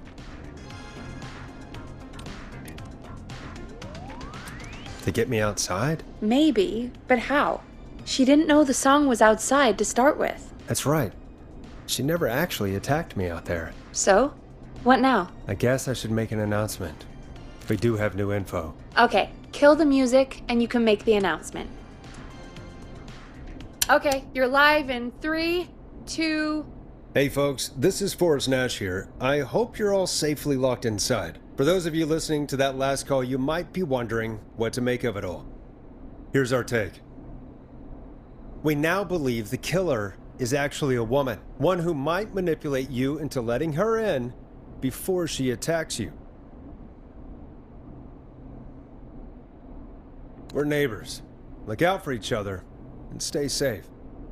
The killer was calling themselves Dawn. Do not trust anyone called Dawn. If anyone needs help or you have info on the killer, please call in. You folks have my new number, right? It's 911. Hopefully, our next caller can help shed some light on our killer. Hey, we had a call come in. Okay, folks, time to take a call. You're through to Forrest Nash on 189.16, The Scream. Hey, man. Murphy? Damn straight. What's going on, Murphy? You in danger again? Nah, man. I've just been listening to the show here at home. And since you asked folks to call in if they could help out, well, I'm calling. I don't know if I can say as much as other folks have, but I figure I wouldn't be a good role model to Fernando if I didn't try to help, you know? Sounds good. What have you got? What do you want to know? Well, what can you tell us? I don't know, really. All right. Well, do you know anything about the death of George Barrow? Absolutely nothing. Okay. What about the killer herself? Herself? Man, I didn't get my ass kicked by a lady. The man I went toe-to-toe with was a man. You heard the last call, right, Murphy? Yep. So you know it's a woman, and you were trained by a VHS, Murphy. I know, but...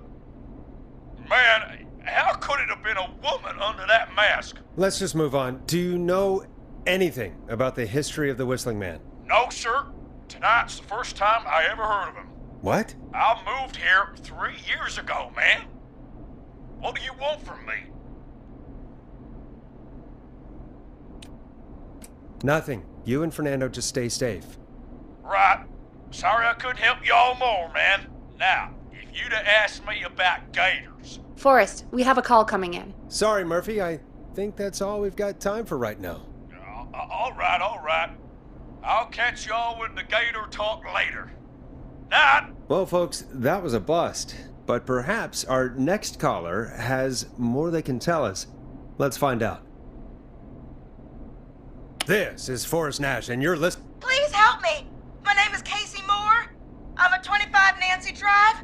My best friend's been stabbed. He's bleeding everywhere. I don't know what to do. Please help me.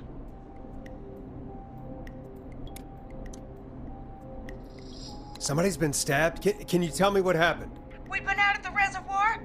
We were heading back to his place when we heard this whistling all of a sudden. He just started freaking out. He screamed at me, told me to hide. I'd never seen him like that, and I just panicked and ran and hid in a bush. Oh no. Forrest. Then what happened? He went up the road and talked to someone. I couldn't really hear or see anything. It sounded like he might have known the person, and they just stabbed him.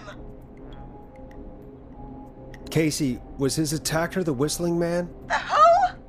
They had a mask and wore all black? That's all I know. Please, we need help here. I'll get you help, but I need to know. Where did the masked person go? They left. They left him to bleed out. I waited until they were gone, then dragged him into the garage and called 911. Wait, why didn't she make sure he was dead? I don't know. I think I heard them say something like, "It's not so funny now, is it?" before they left, but please, he needs to get to the hospital. I can't drive, so we need an ambulance. Forrest, the ambulance was destroyed in the explosion at the gas station. You should get all the info you can. What's your friend's name, Casey? It's Jason Parker. Can you tell us where Jason was stabbed? They stabbed him in the stomach, and then stabbed him again in his leg when he was on the ground, and it's... Oh, the knife is still there in his leg. We'll be right back. Peggy, patch us through to the hospital. On it. Phoning St. Gabriel's now. Switch to line 2. Hello, St. Gabriel's Hospital. How can I help you? Hi, this is Forrest Nash from 189.16. We have a stab victim at 25 Nancy Drive named Jason Parker. He's been stabbed in the stomach and the leg. He's bleeding heavily. Oh God, I'm sorry. But the ambulances, well, you know. I know, but please, we need something, or he's going to die. Forrest, Listen, you're going to have to get him here. We need to see him, and we can't get there ourselves right now. We don't have any way to drive him right now. And even if we did, he's bleeding out fast. All right, listen. We need to buy him time to get here. That means stopping the blood first, and then finding someone to stabilize him. To stabilize him, you really need someone with first aid training. Do either of you have any? No. Me neither. Damn it. I'm really sorry about this, but I have other patients who can't wait. All I can do is talk you through the procedure as quick as I can, and then leave the rest to you. You think you can handle that? We don't really have much choice. Hit me.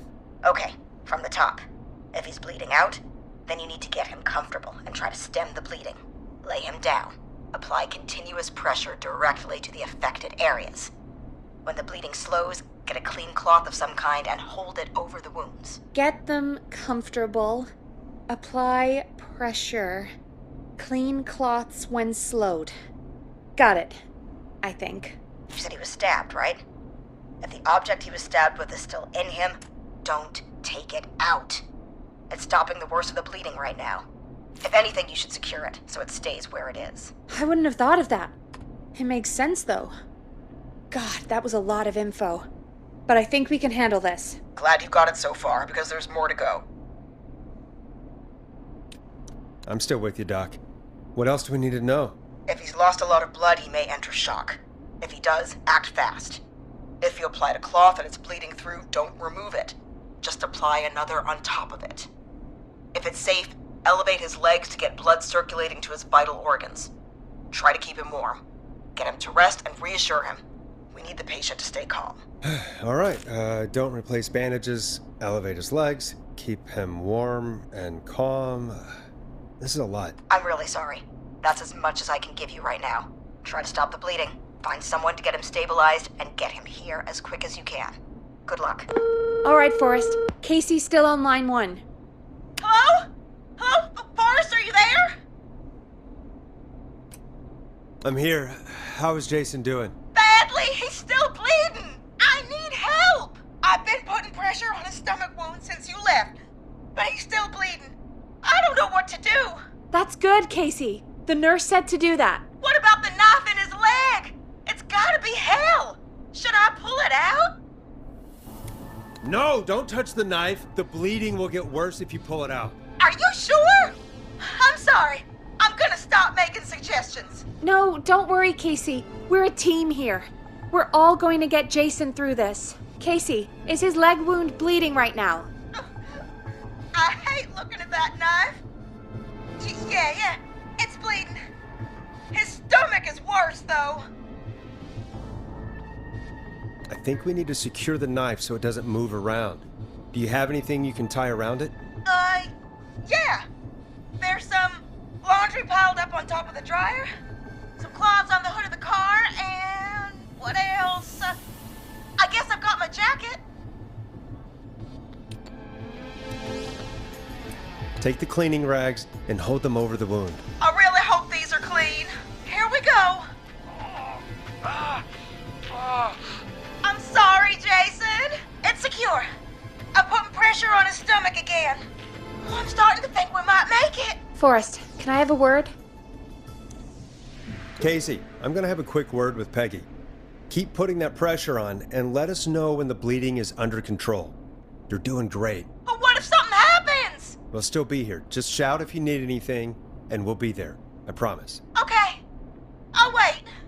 Jason, please be okay.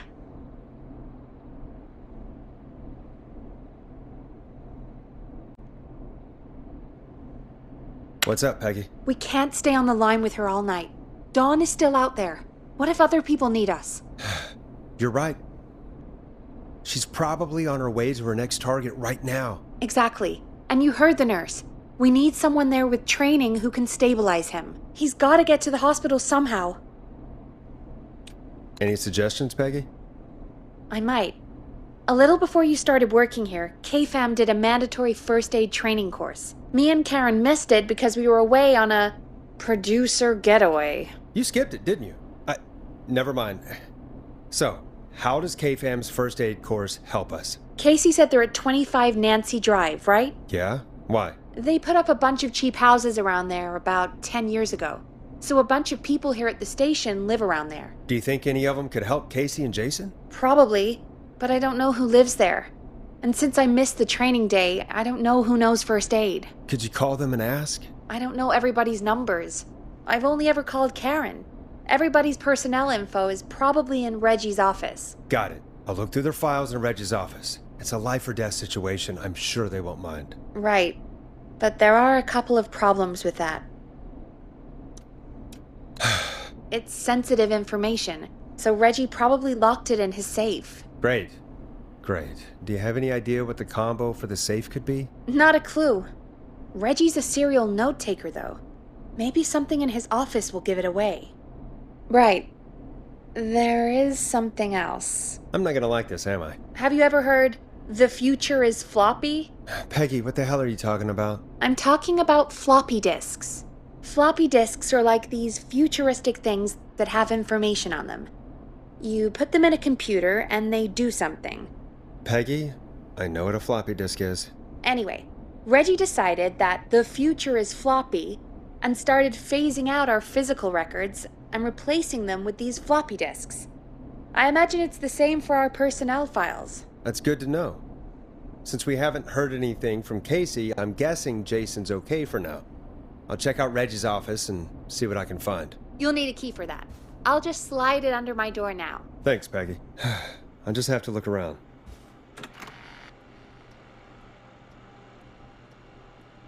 Good.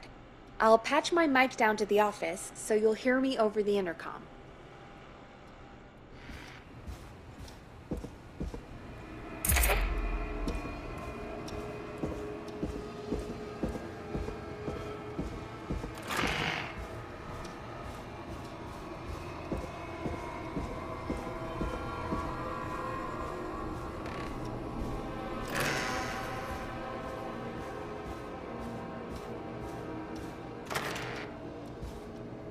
Looks like I need a 4-digit code.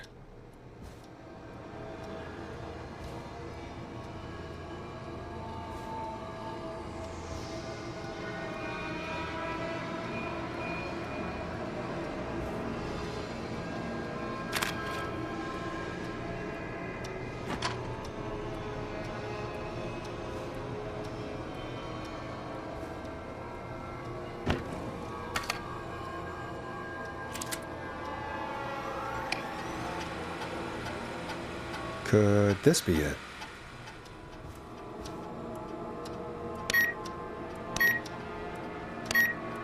Nice!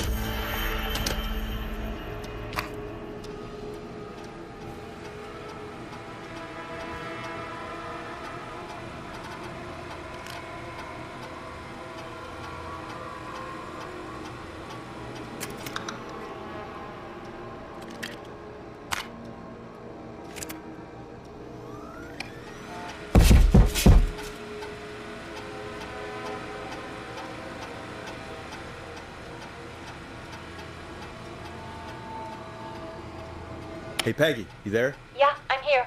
Did you find what we need? I think I know who our best bet is to help Casey and Jason. All right, good work. Who should I... Hello? Is anybody there? Please pick up. Casey, I'm here. What's wrong? Jason started going pale. I tried to get him to rest, but he just threw up everywhere. What's happening? What do I do?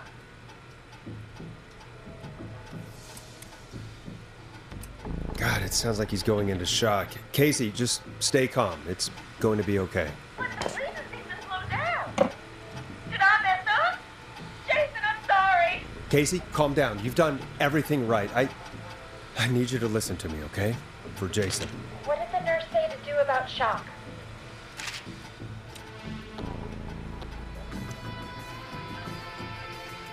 Casey, I need you to elevate Jason's legs.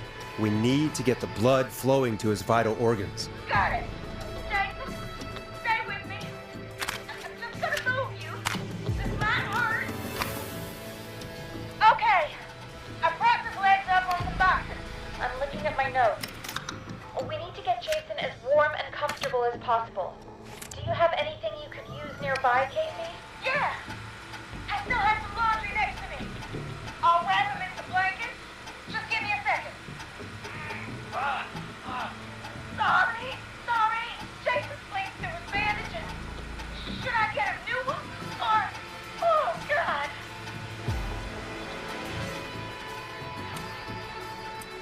Don't remove the bandage. Apply another one on top of it. Do you still have something you can use? I've used the rest of the laundry to keep him warm, so I'll use my jacket. I can always get a new one. I'll fix his bandage and get him warm. Hold on, please.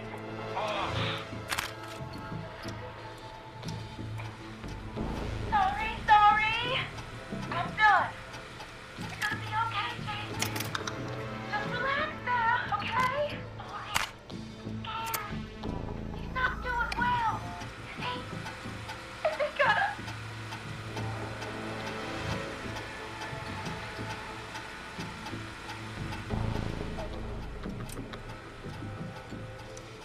Casey, need you to be strong for Jason. Sit with him and reassure him that everything's gonna be okay.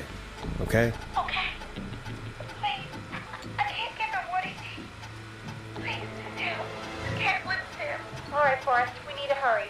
Jason doesn't sound like he's doing too well. You said you knew who to call earlier? Who was it? We need to call John Hedges. He lives on Nancy Drive. He didn't really participate in the first aid training, but he's a former war medic. He's probably the most trained person we have. Really? I never really spoke to him before. A war medic, huh? Yeah, and according to Reggie's notes, John keeps all of his old equipment at his house. He's something of a hoarder. All right.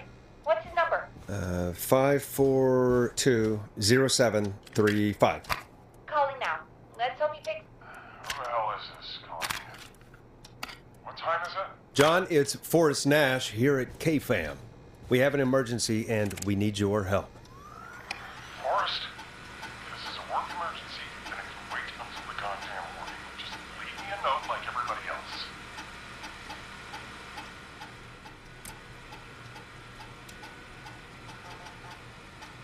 A man has been stabbed by the Whistling Man, or... Never mind. He's lost a lot of blood, and he's passed out. We need you to help him. The Whistling Man? What kind of joke is this? John, we're not kidding. A man is gonna die if we don't help him right now. Seriously? I haven't been called on for over 10 years. Where's the patient? What's his condition? He's at 25 Nancy Drive.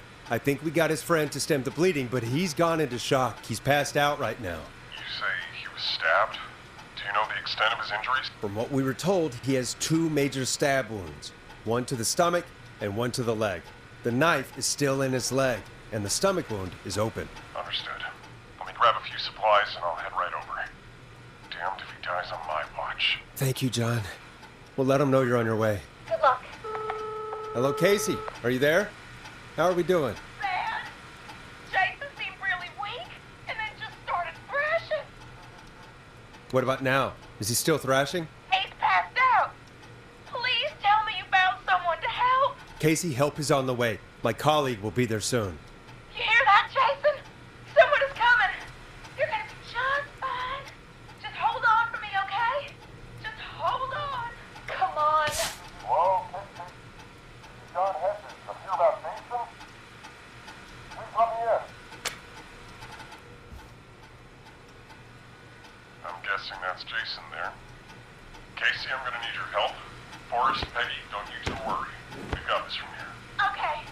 Forrest, we'll call you back later. I have to go now. Good luck, everyone. God, I hope he's gonna be all right.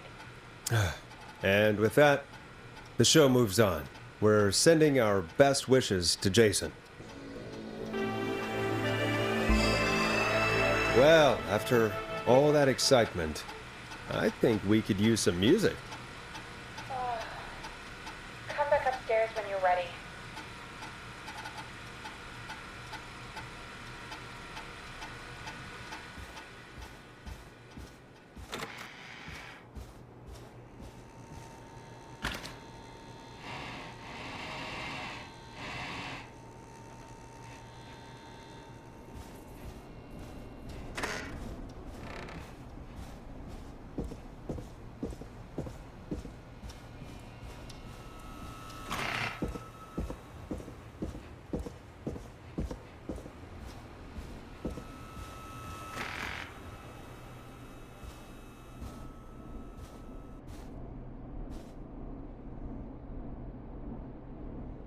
Play a record, Forrest.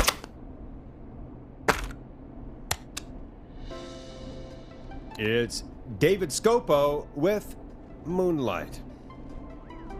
It's getting pretty late. This might be your last break for the night, so try to enjoy it.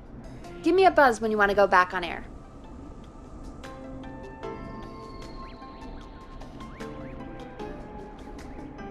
Let's roll. You got it. We've got another call coming through, too. When you're ready, shut the music off. Welcome back to 189.16, The Scream. I believe we have another caller on the line. How are you tonight, caller? Forrest! It's me, Roller Ricky. Oh, and Maxie's here too. Are you okay? not under attack again, are you? Oh, we're good, man, thanks to you. You're like our guardian angel. That wouldn't be a bad look for you, Forrest. A little white wing halo number? Maybe something for the K-Fam Halloween party. All right, everyone, let's calm down. Ricky, I'm just glad we could help you and Maxie. Is there anything else we can help you with, Ricky? Actually, I think I have some info that might help you. All right, I'm waiting. You see, man, me and Jason know each other. You know each other? Yeah, we went to Gallows High and played on the football team together. He was a gnarly offensive linesman, and I was our star wide receiver. Runner Ricky, they called me. All right, and what does that have to do with tonight? Well, because George, the guy who drowned, he was on our team too. Keep talking. What happened? We had our first team party on the night he drowned. He seemed like such a good dude. Ricky, were you there when George drowned? No, man. Once the party turned, I beat feet out of there. Man, I remember George and his girl there. There was a whole lot of love, man. I could see it, you know? George's girl? Ricky, who was the girl? She might just be the one behind all of this. What? No way, man. There was so much love there. I can't believe she'd ever be capable of anything like this. Ricky, please. What was her name? I never got her name, man. He just called her Bean. I didn't really know her before or see her after that. Then what did she look like? Please, tell us anything you remember. I just remember a pretty girl, man. I'm sorry. Ricky, you said the party didn't last long. What happened? We were just having a good time, and then the next thing I knew, everyone was running for their life. I looked up and saw that goddamn whistling man in the trees. And I never ran so fast in my life. I ran straight home. Didn't know about George until next morning at school. I'm guessing it was whistling night, wasn't it? That the whistling man was just another kid. Yeah. I don't know how George died, but I always felt like if anyone deserved to die that night, it should have been me. And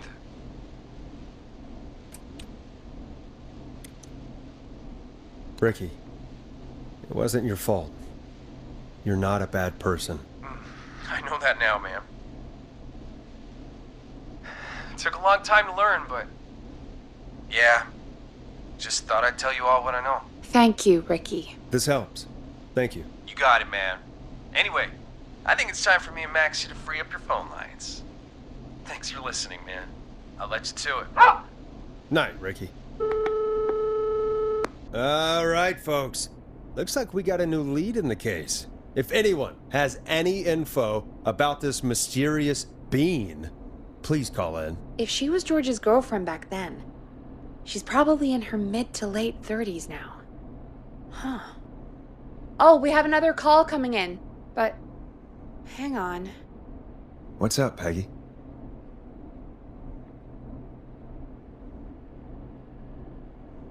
Peggy? You're gonna want to take this call off the air. Who is it? Just do it. All right, folks, it's time for another track. Here's one to help you sit back and relax. We'll be right back after this. I hope this is good news, Peggy. Who have we got?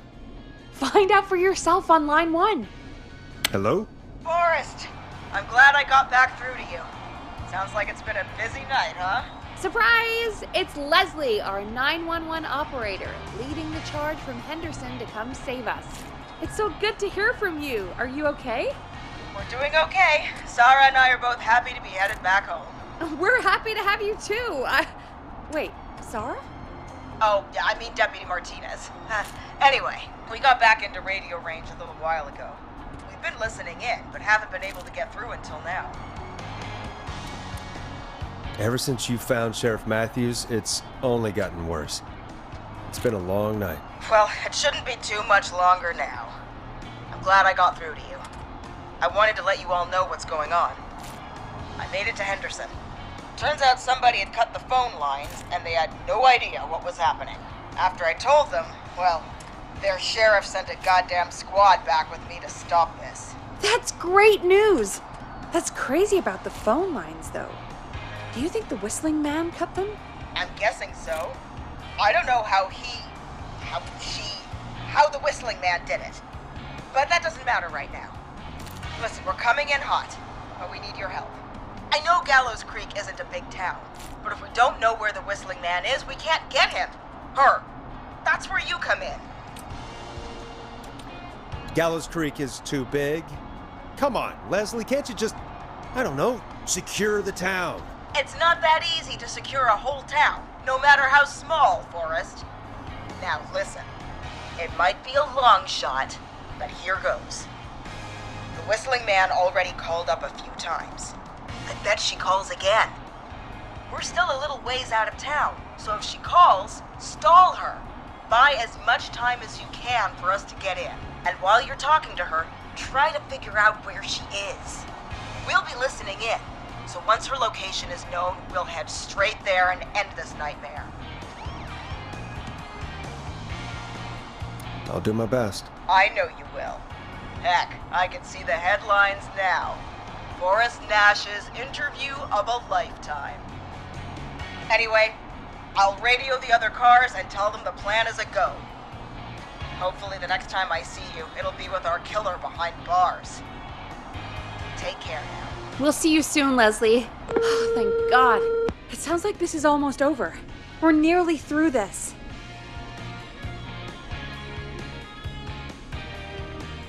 That's nice to think, Peggy, but I don't reckon Dawn is gonna give up without a fight. She probably won't give up without a fight, no.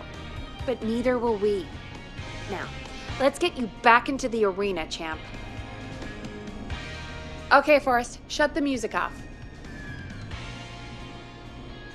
Bringing you back live now. Welcome back to The Scream with me, Forrest Nash. The line is lit up, but before I get to our next caller, I just want to say, things are looking up. It's almost over, but for now, let's bring in our next caller. Evening, caller. This is Forrest Nash. Hello, Forrest. This is John Hedges. I'm here with Casey and wanted to give you an update on Jason. John! Is he gonna be okay? He's a fighter. He'll be fine. We've got him stabilized and resting in a bed. We're preparing to move him to the hospital. Thank you so much. If you hadn't been there, then... God, I don't even want to think about what would have happened. Of course, Casey. We're just happy he's okay. John, Casey, you two did all the work. Tell Jason to get well soon from us, whenever he's up for it. Well, why don't you tell him yourself? Is this Forrest? Jason! We meet at last. It's good to hear you, Jason. How are you? Oh, well, you know. I've got a hole in my stomach, and there's a knife in my leg, but John gave me something to take the edge off. So, I might feel even better than either of you.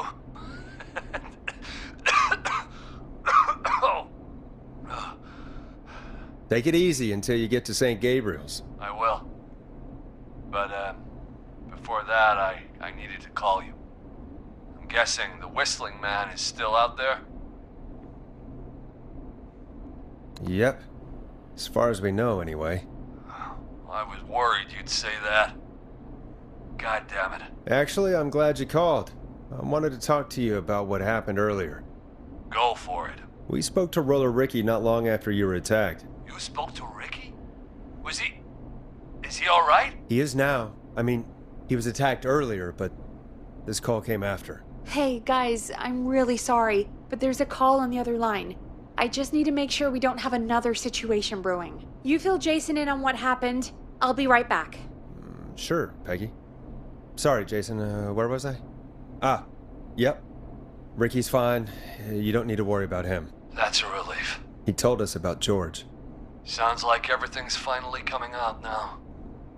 It's been tough to hold it all in. Sounds like you've been holding back about something awful, Jason. I'm part of the reason my best friend is dead, Forrest.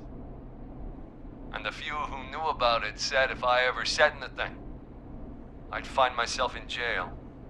For long time. It was hell. And then the town just moved on. Like he'd never existed.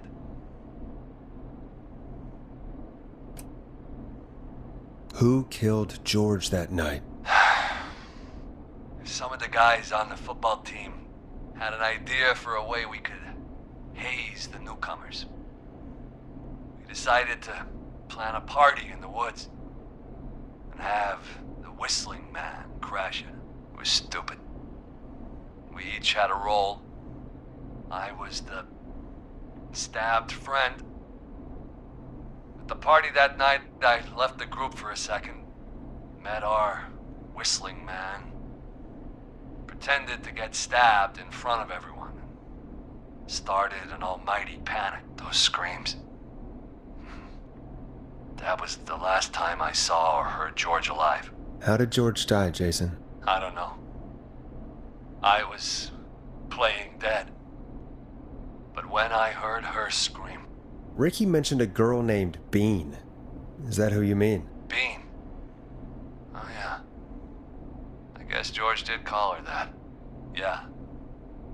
He called her Bean. I heard her again tonight, Forrest. Her name was... What? What happened? Are we still on air? No, we're not. Seems like the power is completely gone. How do we get it back on? We can use the emergency generator down in the basement. Reggie picked it up a while ago in case we ever needed to do an emergency broadcast. An emergency broadcast? Emergency? You know, nuclear war, alien attack, broadcasting a serial killer's location to the cops so we can end this nightmare. Fair point! It's in the storage area in the far back corner, up on the wall. You might have spotted it earlier when you were digging around for all those tapes. It'll have a big red button. Just press that. I'll see you when you're back.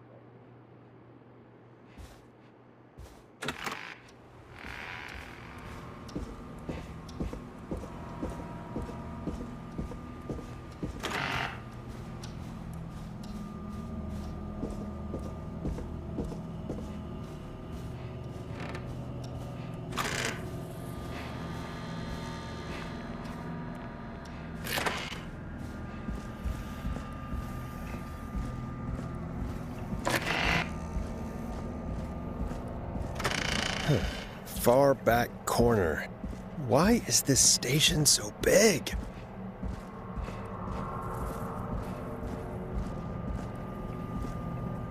That must be it. Boom! We've got power.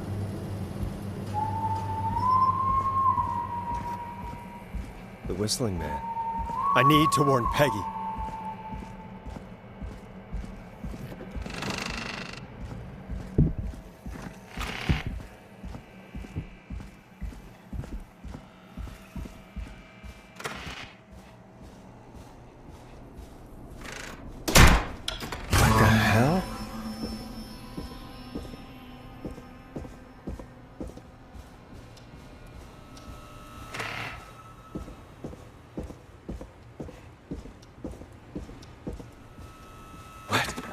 Why is it locked? What?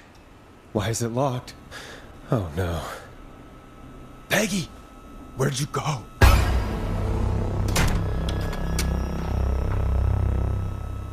No way. This can't be happening.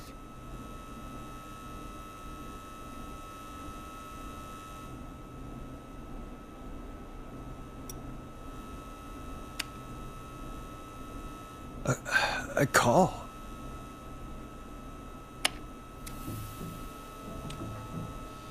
What do you want? Good to talk to you again, Forrest. You know, I've really enjoyed our chats tonight. I guess we've had some moments. My favorite was when Ricky ran you out of the rink. Ha! You sure did get me then, Forrest. Where's Peggy? Have some patience, Forrest. It's almost the end of the night. Almost the end of the show. But it's not over just yet. Got a little time still. So let's make the most of it. What do you mean? Make the most of it how? Well... Huh?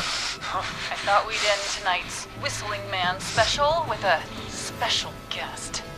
The one who started it all. Oh, let me take that out of your mouth and... You crazy bitch! Let me go! Welcome to the air, Mr. Teddy Gallows Jr. Wait, It's all gonna come out tonight, Teddy. Your daddy and his money saved you 20 years ago. But he made you crawl out of his coffin with all the money in the world. wait. Where the hell is Teddy? How are you talking to him if you're here with me? Because I'm not there with you, Forrest. I'm here with Teddy. And if he says where that is, well, he knows he'll get it. Wait, then who am I looking at? Forrest Nash, let me introduce you and all of Gallows Creek to my boy, Henry Barrow.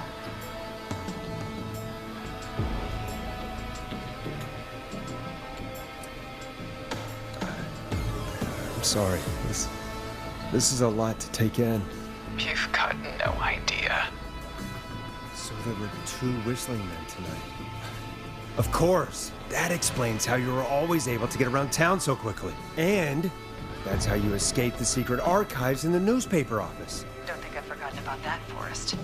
Locking my sweet boy away like an animal. And Murphy, he was right, wasn't he? He did fight a man. He did. I taught my boy to never run away from a fight. Hang on. Did you say Barrow? Then are you?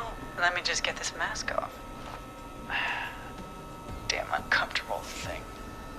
No wonder Mooney went crazy wearing this.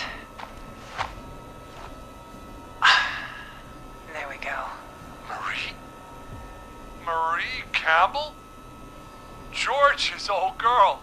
Oh, well, it sure has been years since I last saw. Oh, God damn it. Marie Campbell. So, not Dawn, huh? No, not Dawn. What are you going to... Everyone's gonna know now what Teddy did. He killed George that night. This night. 20 years ago. Listen to me. You... You're gonna talk when I talk to you. And not a moment before. Meanwhile, Forrest, I'm gonna give you the chance to talk. You're gonna help me reveal what really happened to George all those years ago.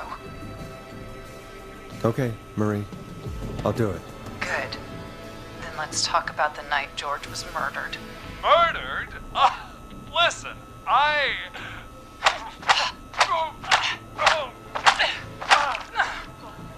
said you speak when you're spoken to. Now, I know you've done some good work tonight in piecing together what happened to George 20 years ago, and that's why I want you to interview us. Interview you? All right. I can do that. Thank you. I want you to help me and Teddy tell the story, Forrest. Do a good job. And hell, you might be the only one to leave here alive.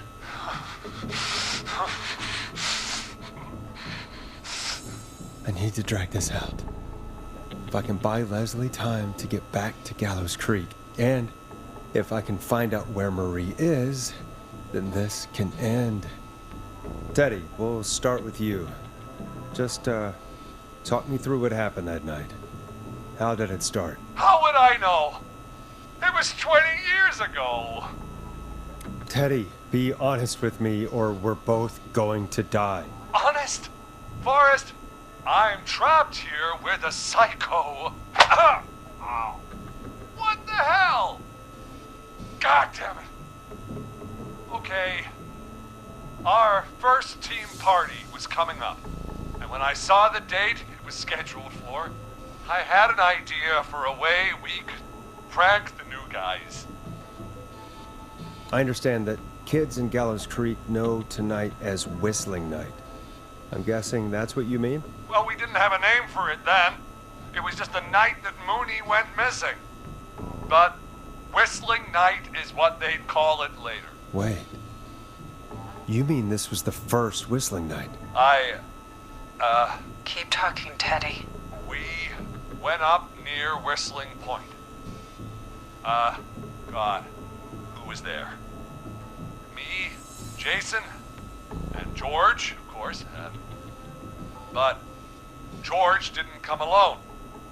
He brought Marie. And Roller Ricky, he was there too, wasn't he? Yes, Ricky was there too. Runner Ricky, our wide receiver. I helped him off the bottle, you know. Because I'm a decent man. Is that so? Yes, it is. He came apart one day. Some people do. He had some issues. Wasn't stable. I didn't want him to hurt his chances in life. So, I helped him keep himself together. You were afraid he would talk about that night, weren't you? Keep talking. About midway through the night, we put the prank into action. We looked up at the trees and saw Jason there, bloody, like he'd just been stabbed. And the whistling man, everyone ran, screaming.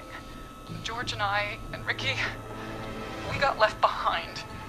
But Ricky was in on it too. I know he was. He and Teddy were as close as anybody. Teddy must have told him the plan. Did you ask Ricky if he knew or not? I didn't see any reason to. Why? Because Ricky phoned up earlier. He didn't know anything about it, Marie. What? He had no idea what was happening. He said he was as terrified as anybody. Isn't that right, Teddy? You didn't tell him, did you? Ricky never could keep his mouth shut. If we told him, he would have given everything away. But he... well... it doesn't matter. He didn't run his mouth enough to tell anybody about it afterwards. He's still guilty. It was just a stupid prank. How can you still say it was just a prank? Oh, come on! Oh, God damn it! You made George think Jason had been murdered. He thought his best friend was dead. And so tonight you stabbed him for real? It's the role he wanted to play. Jason's still alive, Marie. He was with a friend. We talked her through how to stop the bleeding and got him professional help just in time. Oh. Well, shame he didn't have the good sense to die earlier. He's gonna regret that. Enough about him. Me and George took off running, but somehow we got separated in the woods. I ended up near the bottom of Whistling Point, and when I noticed George wasn't with me, I panicked. And then, I don't know how he snuck up on me, but the whistling man grabs me. I scream, and he starts laughing, telling me it's just a joke. I can stall for time here. How did you feel in that moment? I felt like nothing was real. I felt small and confused, and... Who was under the mask, Marie? Who was the whistling man? It was Chuck. Chuck Brody. Laughing away. But then he stops. And he's looking up. At the top of Whistling Point. What was he looking at? Teddy, what happened next? Nothing. It was just... Teddy? George fell off Whistling Point. How do you know what happened? I saw it. You pushed him. You were up there. You were dressed as the Whistling Man too, and... I didn't push him, God damn it! I just chased him up there, and he kept backing up. When I saw he was about to go over, I reached out. That's what you saw. You liar! It's not my fault. He didn't know it was a joke. If he'd had any brains, he would have realized. You bitch. No one's going to believe this. After all you did. If she's lying, why the cover-up? My future was at stake, Nash. You know what it's like. People like us are bred for bigger things. I'm going to be the mayor of this town, Forrest. and then governor, and then who knows? What happened that night was tragic. It should never have happened. But it was a mistake. It was just a stupid joke gone wrong. So my father sent Clive out to clean it up. Why should a blip ruin my future? George was a blip? He wasn't a blip, Marie. His father covered it up from there. I searched for George's body all night, but Sandra found him the next morning while out jazz running. she found him in the river, but she lied about that to protect Teddy. She said something about her rent going up, unless she... Teddy, did your father own Sandra Sharp's dance studio? It's Gallows Creek, not Sharp Creek. I'd answer the question if I were you, Teddy. Yes, okay. We own most of the town. That's it then. Your father was going to run her out of business, unless she lied and said she found him in the reservoir instead of the river. What my father did in his business dealings is nothing to do with me. The false reports.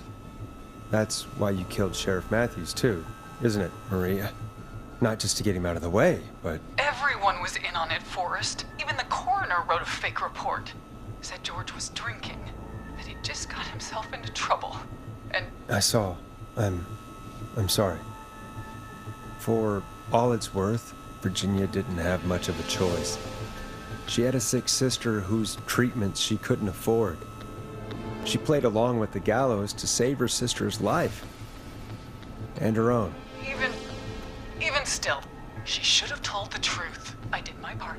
I tried everything I could think of. I even went to the newspaper, but no. That coward killed the story. We'll take care of Maurice Russell later.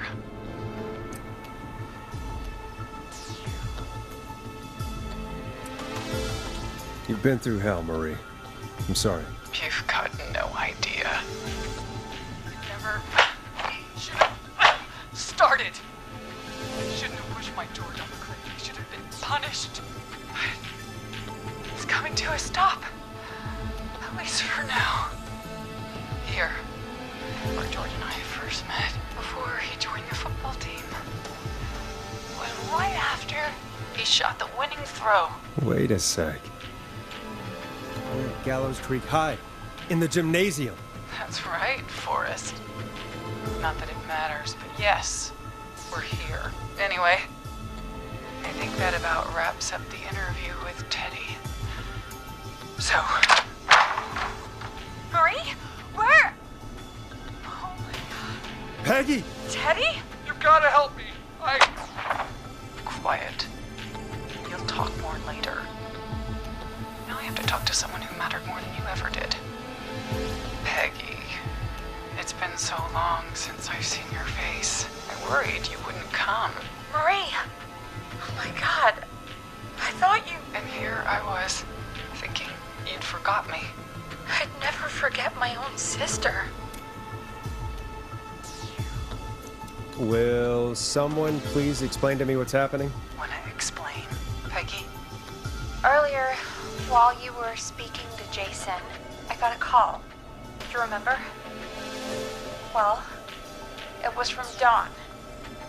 She said that my sister Marie was there that night George died, and that I should come to the gym for a reunion. And when you walked in, you found out. That my sister is the Whistling Man. Good to see you too, Peggy. Why didn't you tell me any of this? She said that it was my last chance to see my sister. I knew if I told you, you'd try to stop me or come with me when we need you on the radio. And I just... I'm sorry. This has to be a lot for you. What happened to you, Marie? You just disappeared one day. Disappeared? I was thrown out, Peggy. I begged Mom and Dad to do something about what happened that night, but did they care? No. They told me to stay quiet. They only cared when they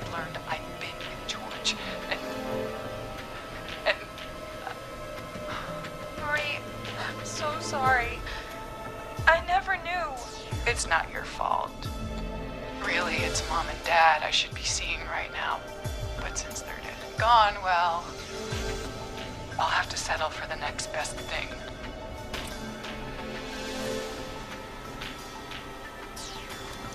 Don't. Marie, listen to me.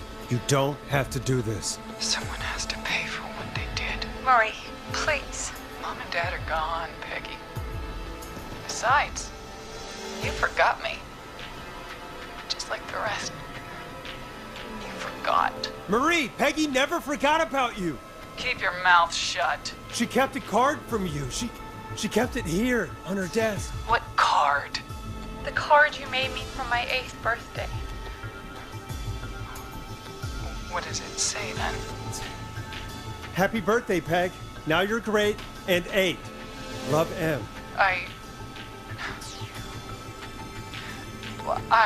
Henderson police! Freeze! No! Henry! Get out of there! Peggy! We have 2 wounded, and we're in pursuit of the suspect. Henderson police! Freeze! Forrest! Leslie, how's Peggy? She's been cut pretty bad, but we're here now. I'll be okay.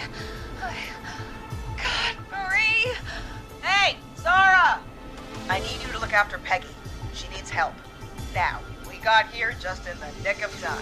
Where's Marie? She bolted right as we got here. The police are right on her heels. It won't be long now. It's over, Forrest. Well, folks, it was a long night, but we made it through together. I'm gonna head off to go check on Peggy. This has been Forrest Nash. And it's been a scream.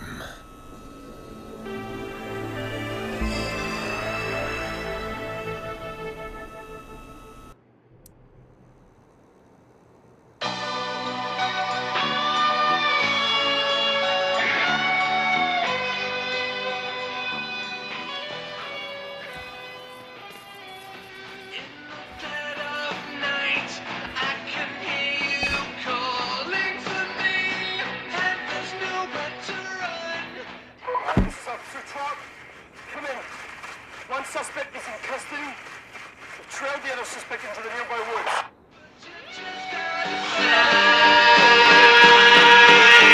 And you won't let me go. Oh no. Here in the darkness, I've got this feeling. It's growing stronger inside of me. It's a killer frequency.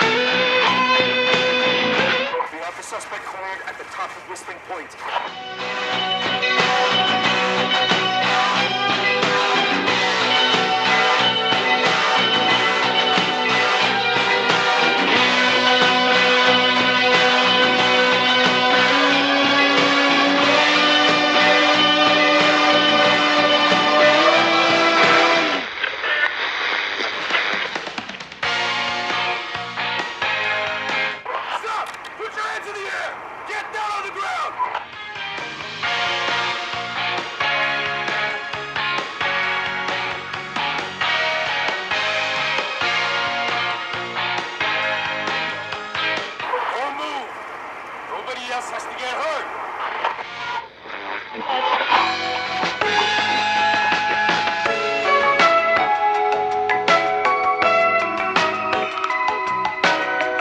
No, stop!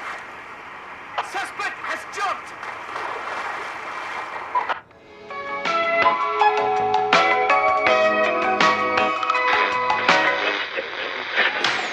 Officer Lugo, do you have a visual? Negative. No sign of the suspect anywhere.